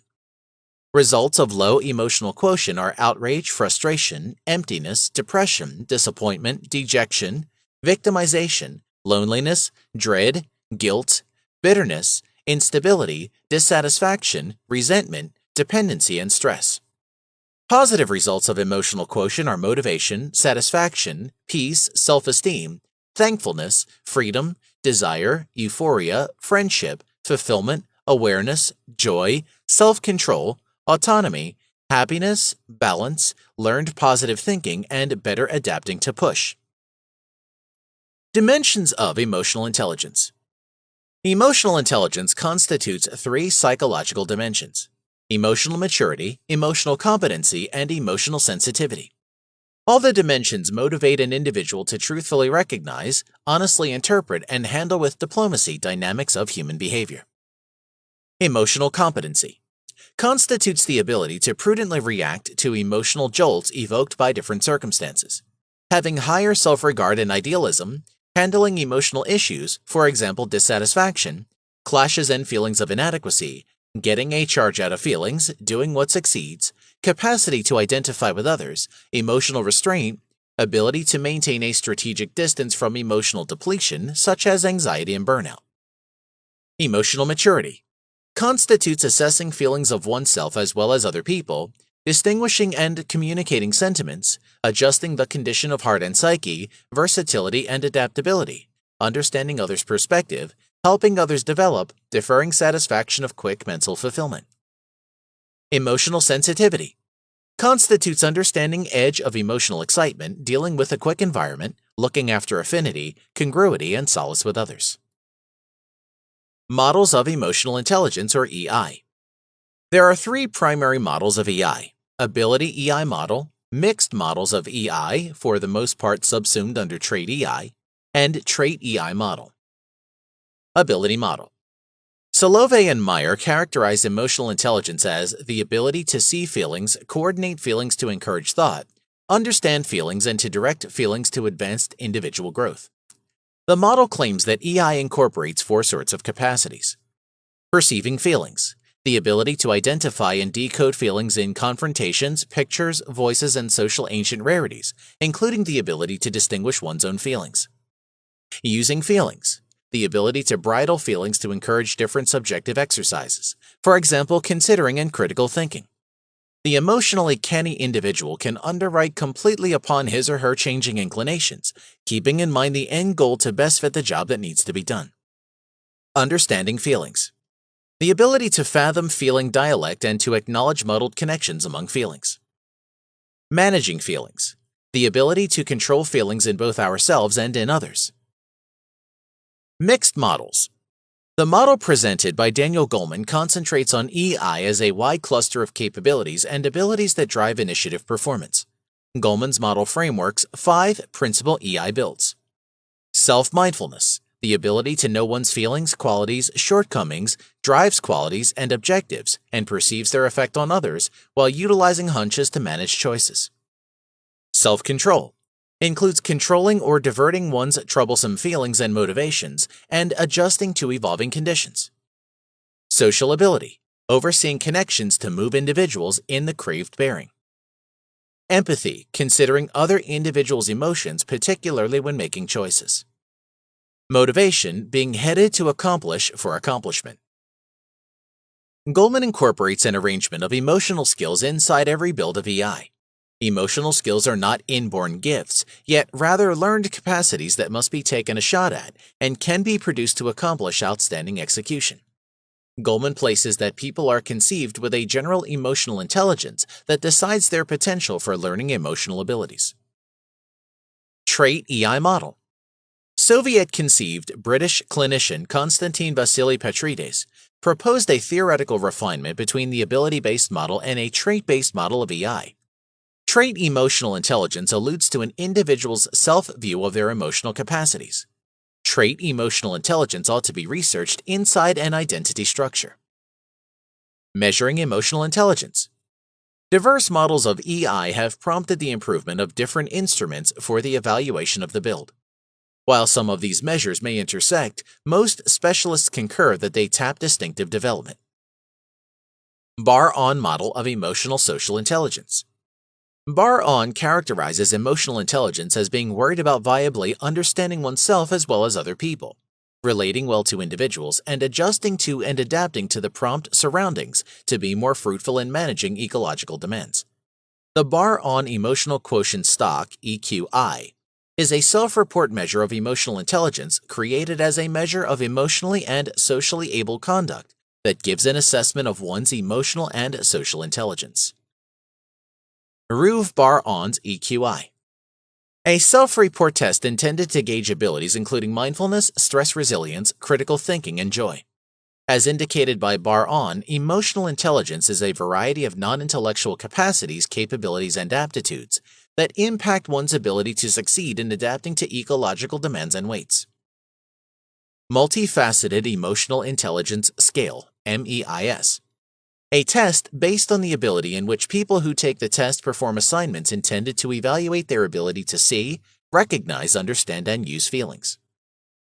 MSc-EIT. Vital to the fourth branch model is the real trick that emotional intelligence requires attunement to social standards.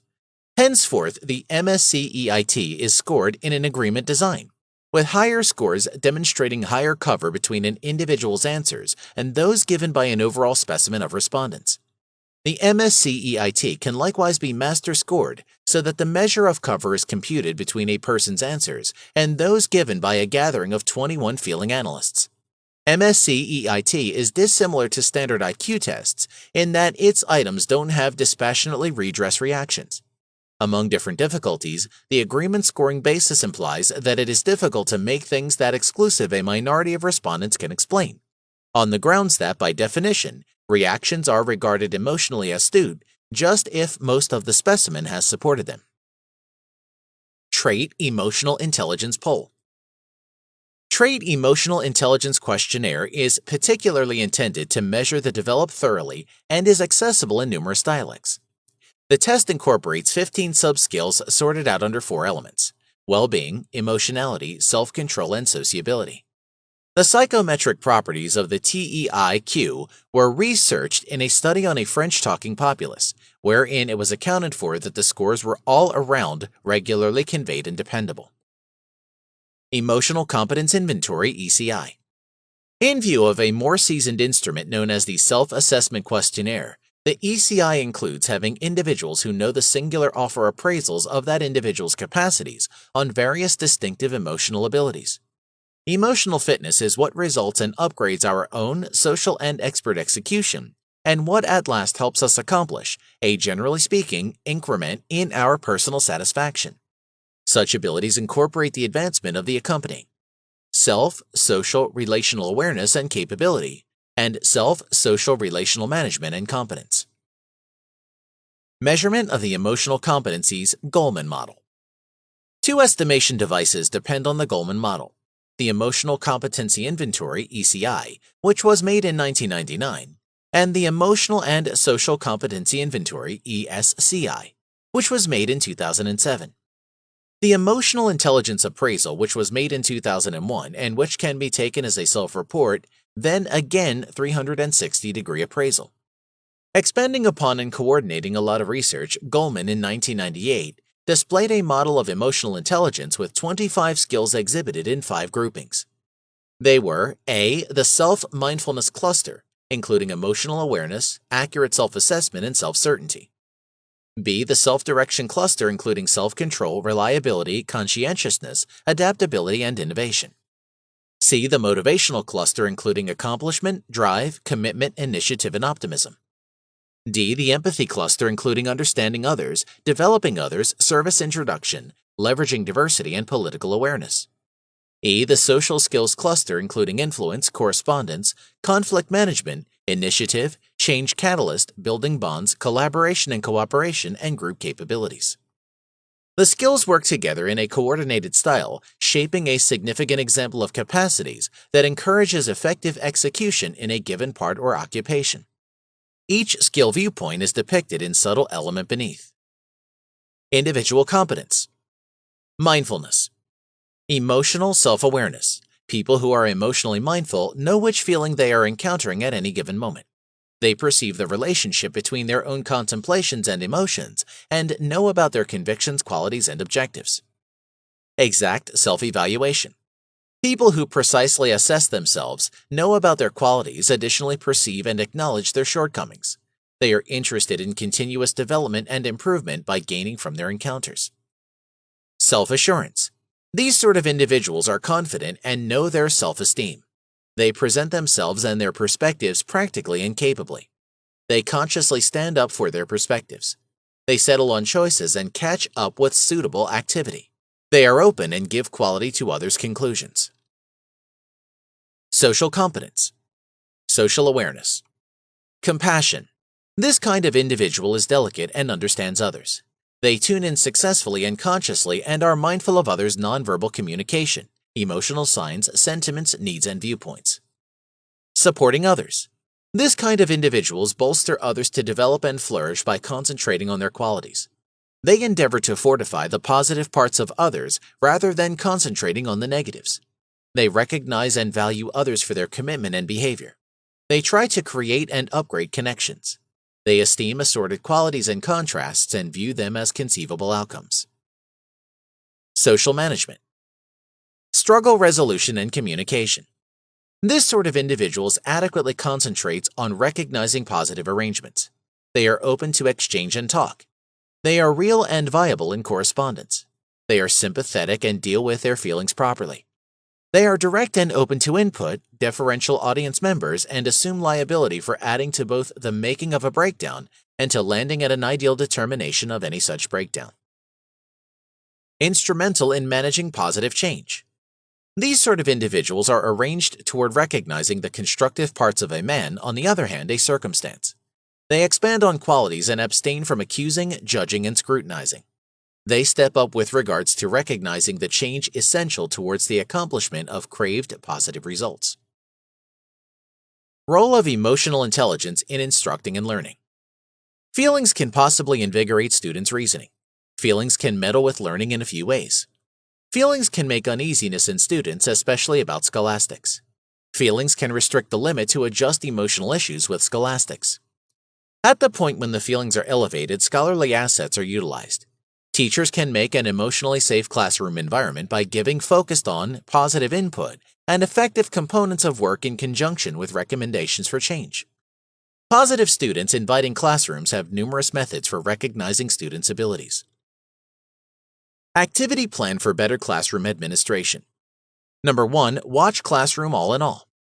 Number 2, watch students as they oversee their feelings. Example, overseeing feelings might incorporate getting agitated with a task or action, or showing up excessively energized for reasons unknown, or managing a struggle with another student or an educator.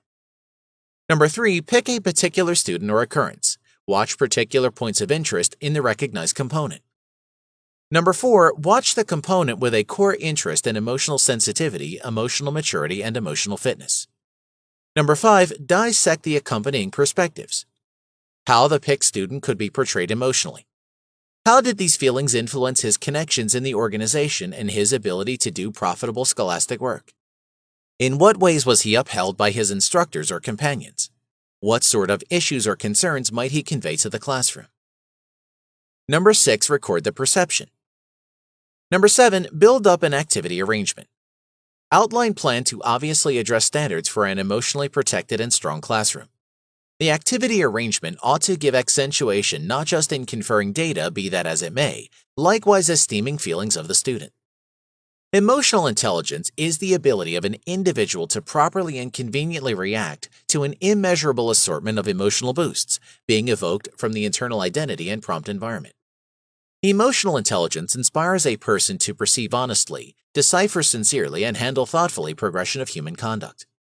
Creating abilities and joy in the street of feelings and being emotionally touchy, experienced, and equipped is imperative to the prosperity of the individual and the groups. An individual ought to endeavor to enhance his own emotional intelligence and also that of the people in his quick and formal organization.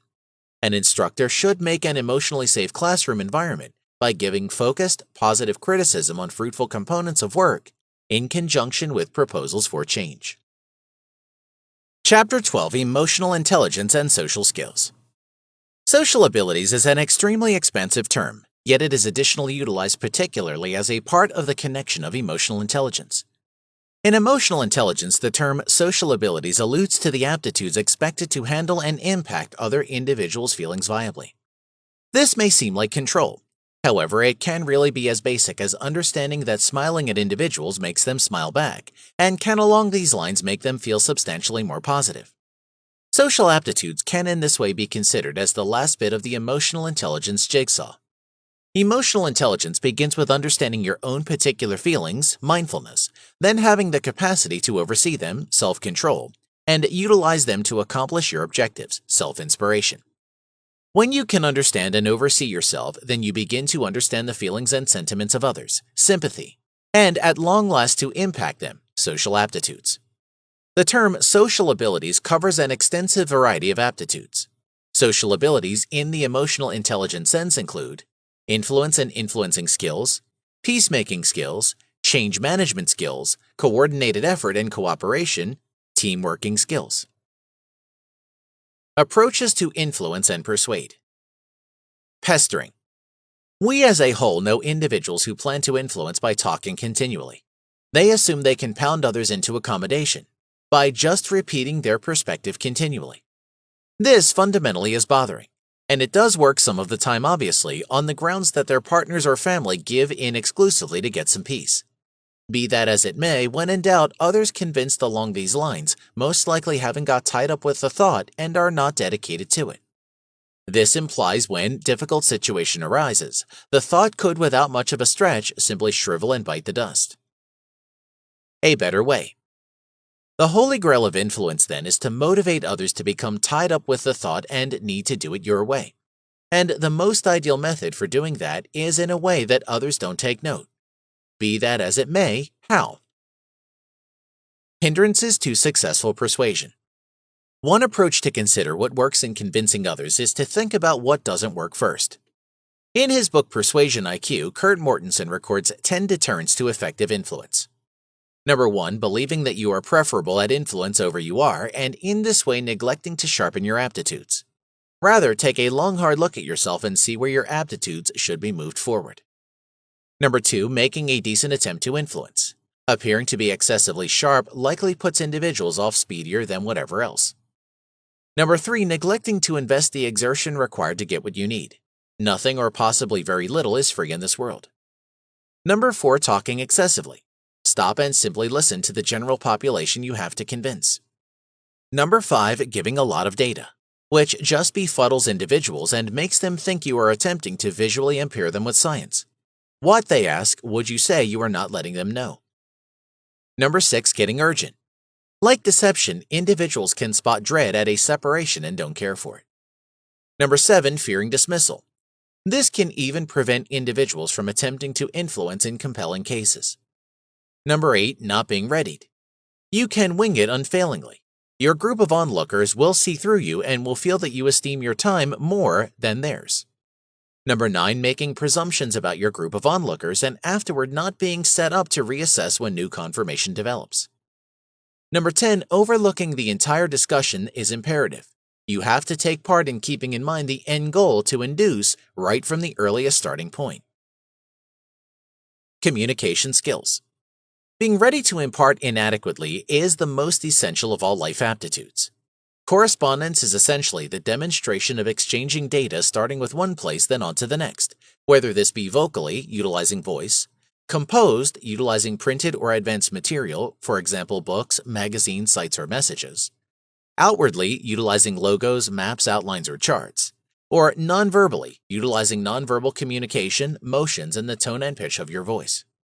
While this data can be transmitted, and God is a measure of how great our relational abilities are. Professionally, in the event that you are applying for occupations or searching for an advancement with your flow manager, you will more than likely not have to show great relational abilities.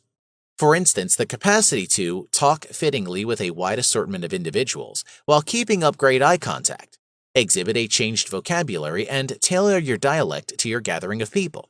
Listen viably, display your thoughts properly, compose unmistakably and succinctly, and function admirably in a gathering that all requires great relational abilities. Huge members of these are vital aptitudes that businesses look for. As your profession advances, the significance of relational abilities builds.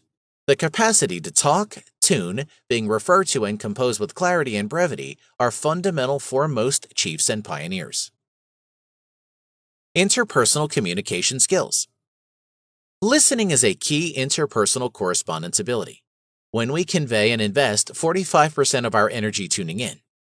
A great many people underestimate listening, yet it is not the same as hearing and ought to be considered as an ability. Reflection and illumination are both regular strategies used to guarantee what you have heard and comprehended is what was. Interpersonal relational abilities are fundamental to creating other key life aptitudes. Having the capacity to discuss well with others is frequently key to taking care of issues that definitely happen both in our private and expert lives. Our segment on problem solving gives data and guidance to help useful and successful critical thinking. Basic leadership is another region which can profit by great relational abilities, as it regularly requires conveying complex data so that the most suitable choice can be made. See our area, Decision Making, for more data. Presentation skills. In spite of the fact that for a significant number of us, presentation aptitudes are utilized occasionally, there will most likely be times throughout your life when you have to present data to a gathering of individuals either in a formal or casual setting. The consideration giving a presentation or converse with a gathering of individuals can be exceptionally disturbing to the amateur. Even solidified experts can feel anxious. Great arranging and practice, be that as it may, can lighten these feelings of trepidation and empower you to present data unmistakably and viably. We give a regulated manual to help you through on your way toward giving a compelling presentation. Composing skills. Relational abilities are not restricted to direct association with other individuals and the talked word. The capacity to compose plainly and viably is critical to correspondence. This arrangement of aptitudes ought not be restricted to writers or expert writers. Poor composed correspondence can baffle for the peruser and possibly harm the creator. Would you purchase an item from a site peppered with spelling blotches? Not only for students, these are the aptitudes you have to empower to learn, impart your thoughts, and comprehend the thoughts of others all the more adequately. Conflict resolution. Struggle, or all the more particularly interpersonal clash, is an unavoidable truth, and especially of authoritative life. It frequently rises increasingly when individuals are pushed, for instance, when there are changes upcoming or when everybody is underweight due to an approaching due date. Taking care of contention in ways that lead to expanded anxiety can be impeding to your well-being.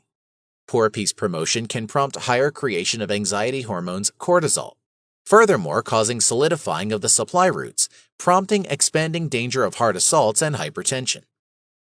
Figuring out how to manage strife in a positive and useful path without over-the-top anxiety is along these lines an essential approach to enhance your prosperity and also your connections.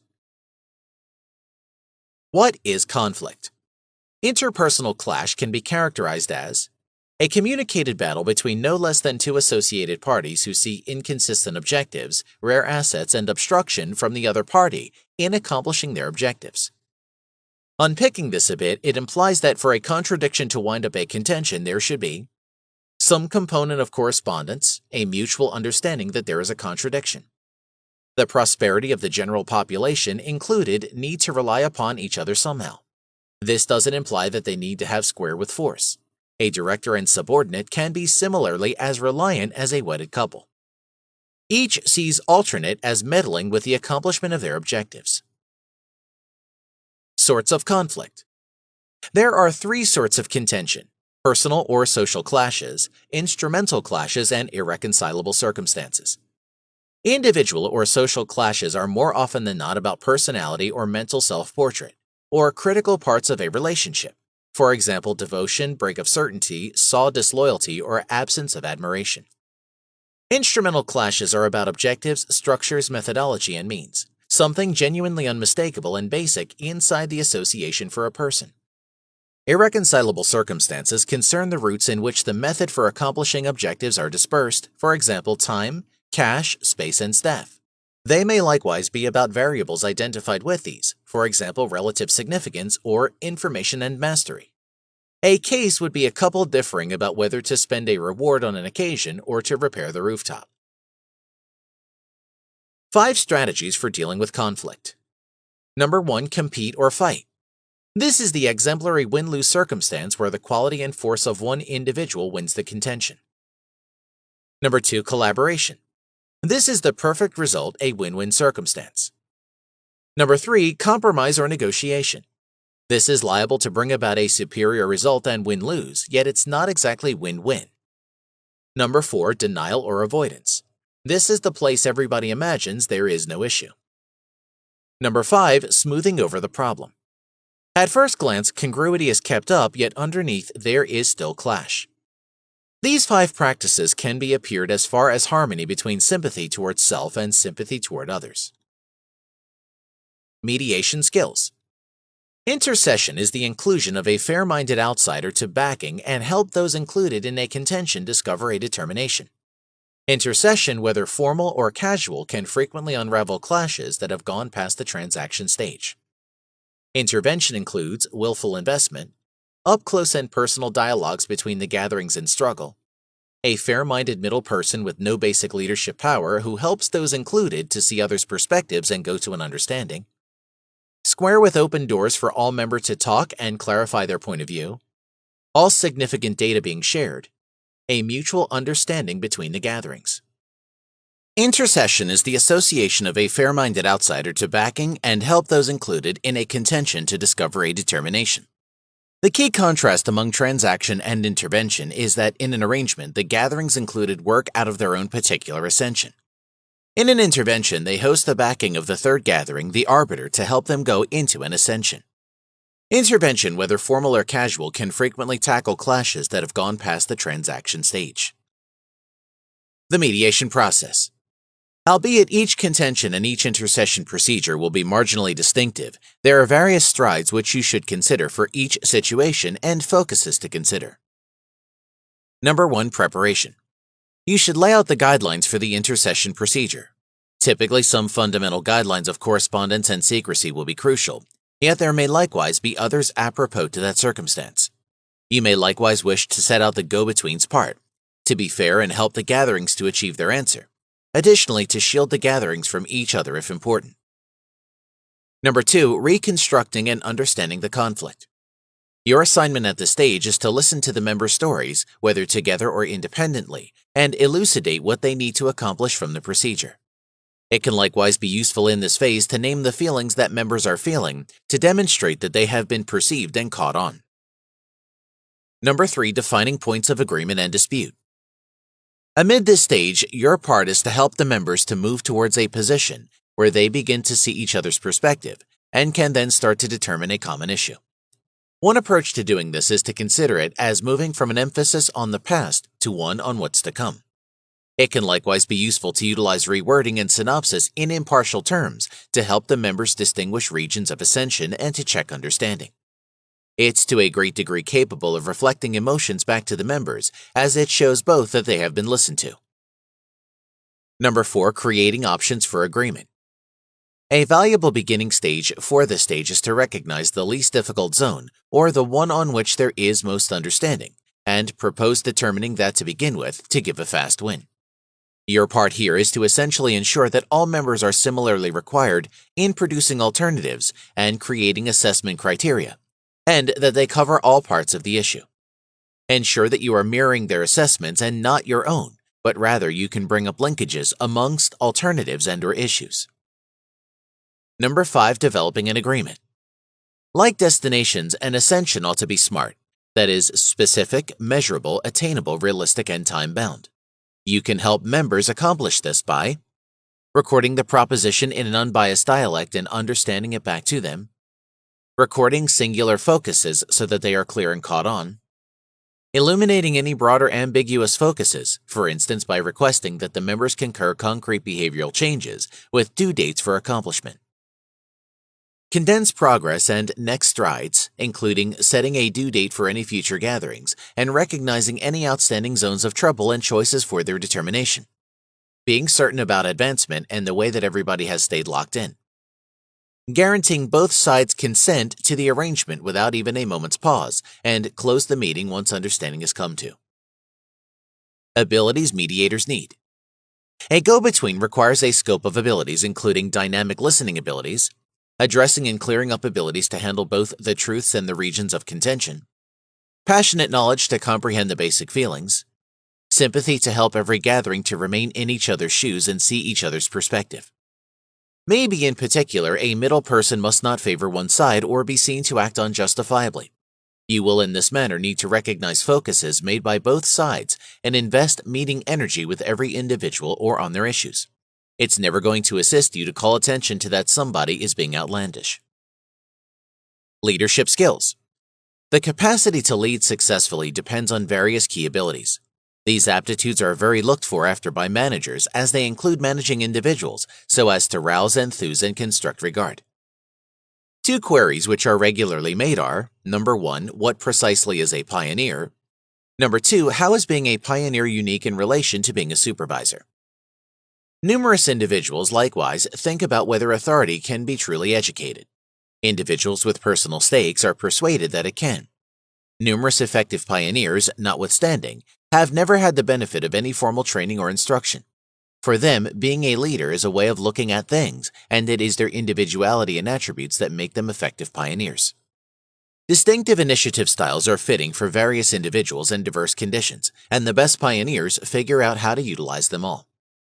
The inquiry, can power be learned, has no simple and universal answer, and we would prefer not to be in favor of either side. Instead, keep an open perception and give information about the aptitudes great pioneers need. Skills good leaders need. Maybe the most essential skill a pioneer needs is to have the capacity to think deliberately. Close by key deduction, go sorting out and activity arranging, both fundamental for the conveyance of your vision and procedure, and danger administration to help you evade things turning out badly and oversee when they do. En route to accomplishing their vision, a pioneer will happen upon numerous issues. Successful critical thinking in this manner is another key initiative aptitude. With an uplifting mentality, issues can get to be open doors and learning sessions, and a pioneer can absorb a lot of information from an issue tended to. Pioneers additionally should be exceptionally sorted out on an individual level and ready to oversee themselves and their time, with the goal that they can invest energy on what needs to be done by them, and not on varied and unimportant errands. Another zone which is essential for pioneers is aptitudes in driving individuals. Everything said and done without followers, there are no pioneers. Pioneers likewise need to know how to give others their point of view on how things have been done by a person in a way that will be useful instead of ruinous. Furthermore, to hear others' suppositions of them. At long last, pioneers must have the ability to work excellently in cases of events which are building up. Powerful personal qualities. There are many separate traits which pioneers tend to show. Notwithstanding, for all that this depiction suggests that these qualities are natural, they can be learned and can progress if the pioneer applies himself over some time. These traits include charisma, that nature of shine which makes individuals need to take after a pioneer, self-confidence, something that empowers that person to make their point without animosity yet immovably, and sympathy, and keeping in mind how others are likely to feel and react. One way to grasp administration qualities is as far as emotional intelligence, an all-inclusive term that portrays how well we see ourselves in relation to others and to our own particular sentiments. Incredible communication. In the same manner, pioneers should have finely sharpened relational abilities. These aptitudes are general interpersonal abilities not particular to initiative, but rather fruitful pioneers tend to show abnormal amounts of expertise when conveying. They are generally great at open talking as well as good at being honest about what they're thinking in a formal presentation or board meeting, or in a casual meeting, or even in an impromptu discussion in the passage or stairwell. They have likewise sharpened their capacity to convey in troublesome circumstances more often than not by practice after some time. Change management. Change management is essentially the science or conceivably workmanship of overseeing yourself as well as other people amid a time of progress. Since most associations and a decent numerous individuals' lives are in a consistent condition of flux, you could contend that the greater part of us are overseeing change once a day, however we do it, and how well we do it shifts significantly. The pages in this segment will help you get a hold with overseeing change in your own particular life and in the lives of everyone around you, whether in a work setting or as a feature of your own life. They will help you concentrate on the aptitudes you have to oversee change effectively and bolster others through times of progress. What is change? To adjust or make diverse, to put or give for another, to make, starting with one state, then go on to the next. This basic definition veils an entire world in authoritative change terms. So what is enveloped by the term hierarchical change? Solid associations will continue checking their surroundings and make minor alterations constantly, a number of which will go for all intents and purposes unnoticed by the greater part of their staff. Significant change in an association in any case is typically determined by an outside power, frequently one that undermines the survival of the association, for example, a merger or takeover or a drop in deals. There is probably vulnerability in a standout amongst the most upsetting conditions to people. Consider a child taken to a nursery. It is accurate to say that they are thinking, yippee, a new radical world to investigate. No, or possibly not frequently. They're considering, I've been left alone, even on the off chance that they can verbalize that idea. Change prompts instability, which can prompt anxiety. Obviously, it is a constantly conceivable that individuals who appear to appreciate change are basically more tolerant of vulnerability than others. However, it is more probable that they have figured out how to deal with instability for themselves. A few, for instance, may disregard those issues which they can control as not worth agonizing over, or may approach change as an enterprise. A brief history of change management. Scholastics and experts have been discussing change and its administration for a long time, and there are some unmistakable schools of felt that have traveled every which way over time. The most punctual from about the 1900s was what is frequently described as the mechanical school, in light of thoughts from designing. Those completing the change thought and talked as far as rebuilding, productivity, and shut frameworks. The following school was the natural one that began in the 1950s and considered change to be developmental. Dialect utilized is adjust, reposition, and compatible. It's each of the somewhat gentler.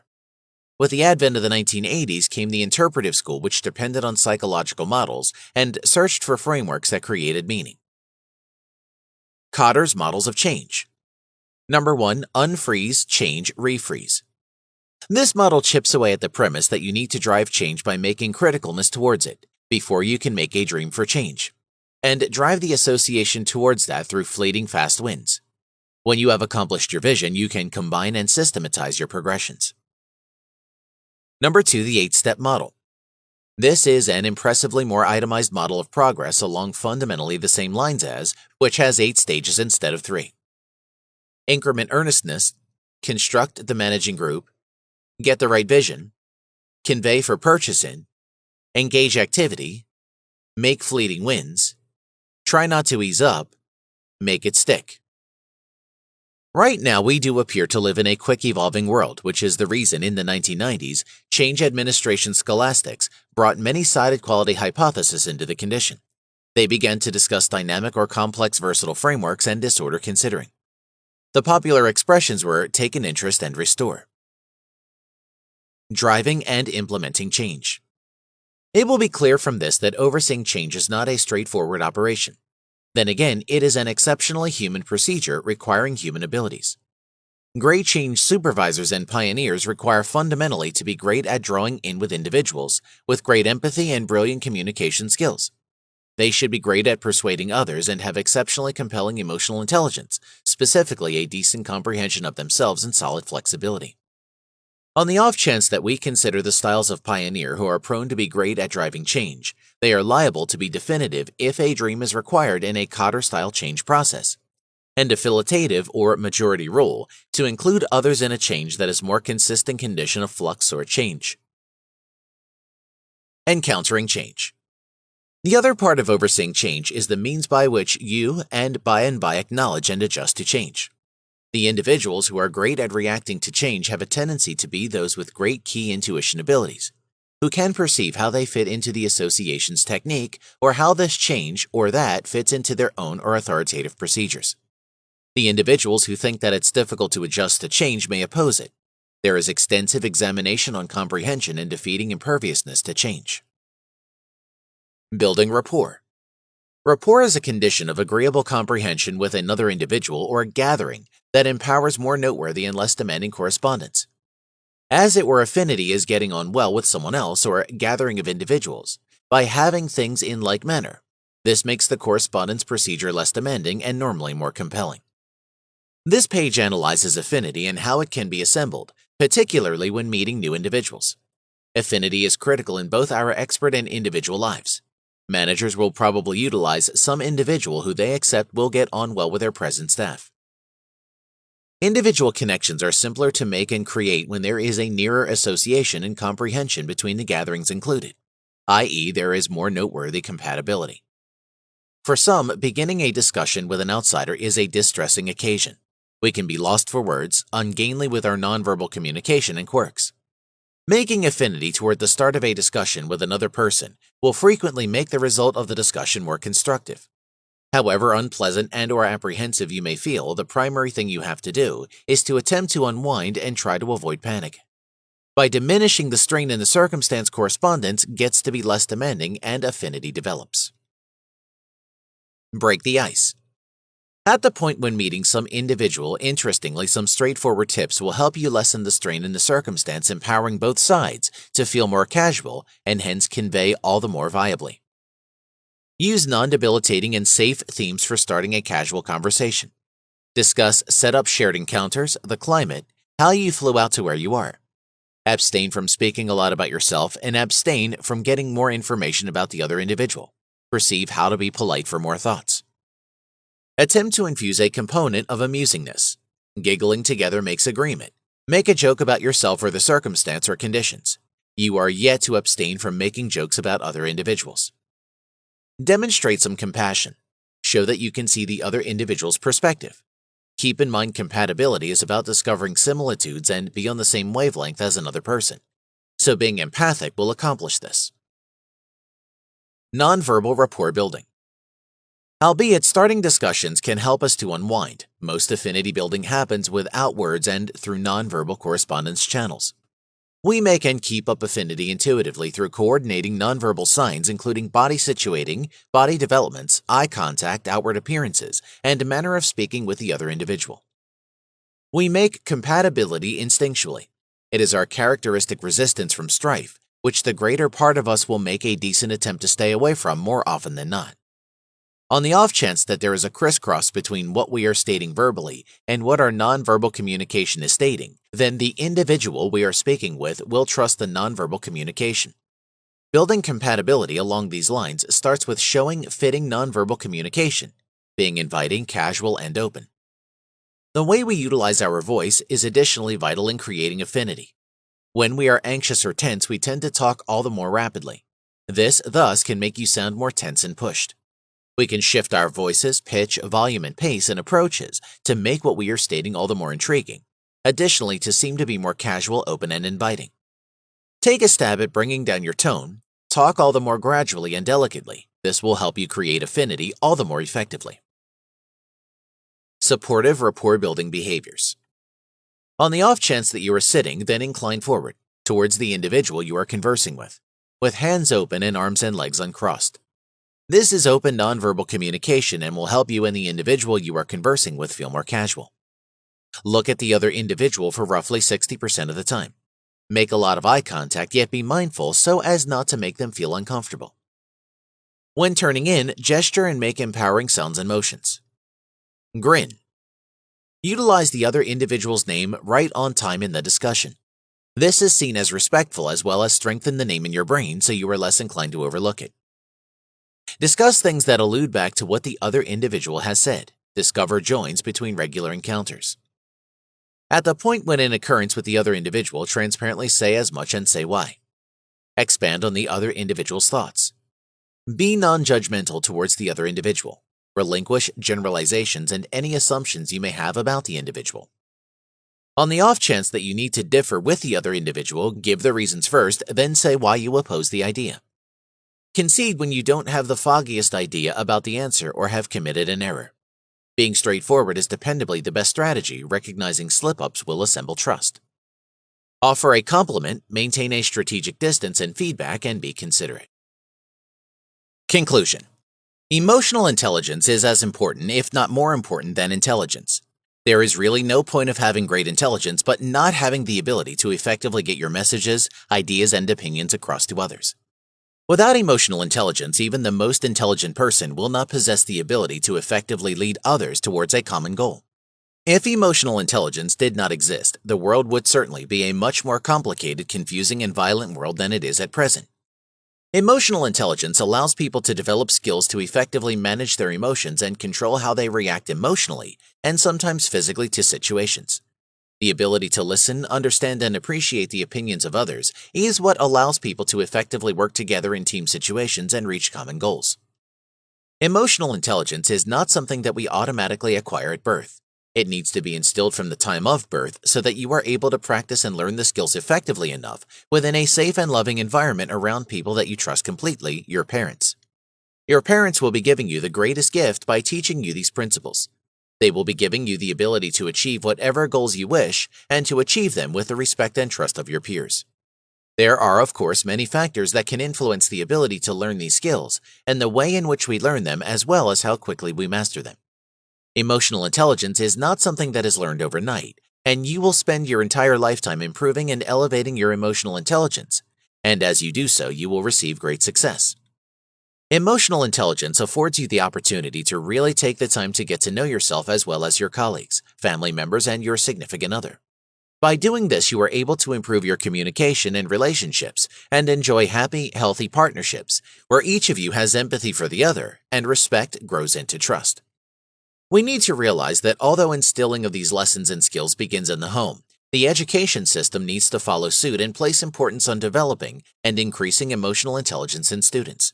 By doing this, they are placing importance on the students as human beings and not only on their test results.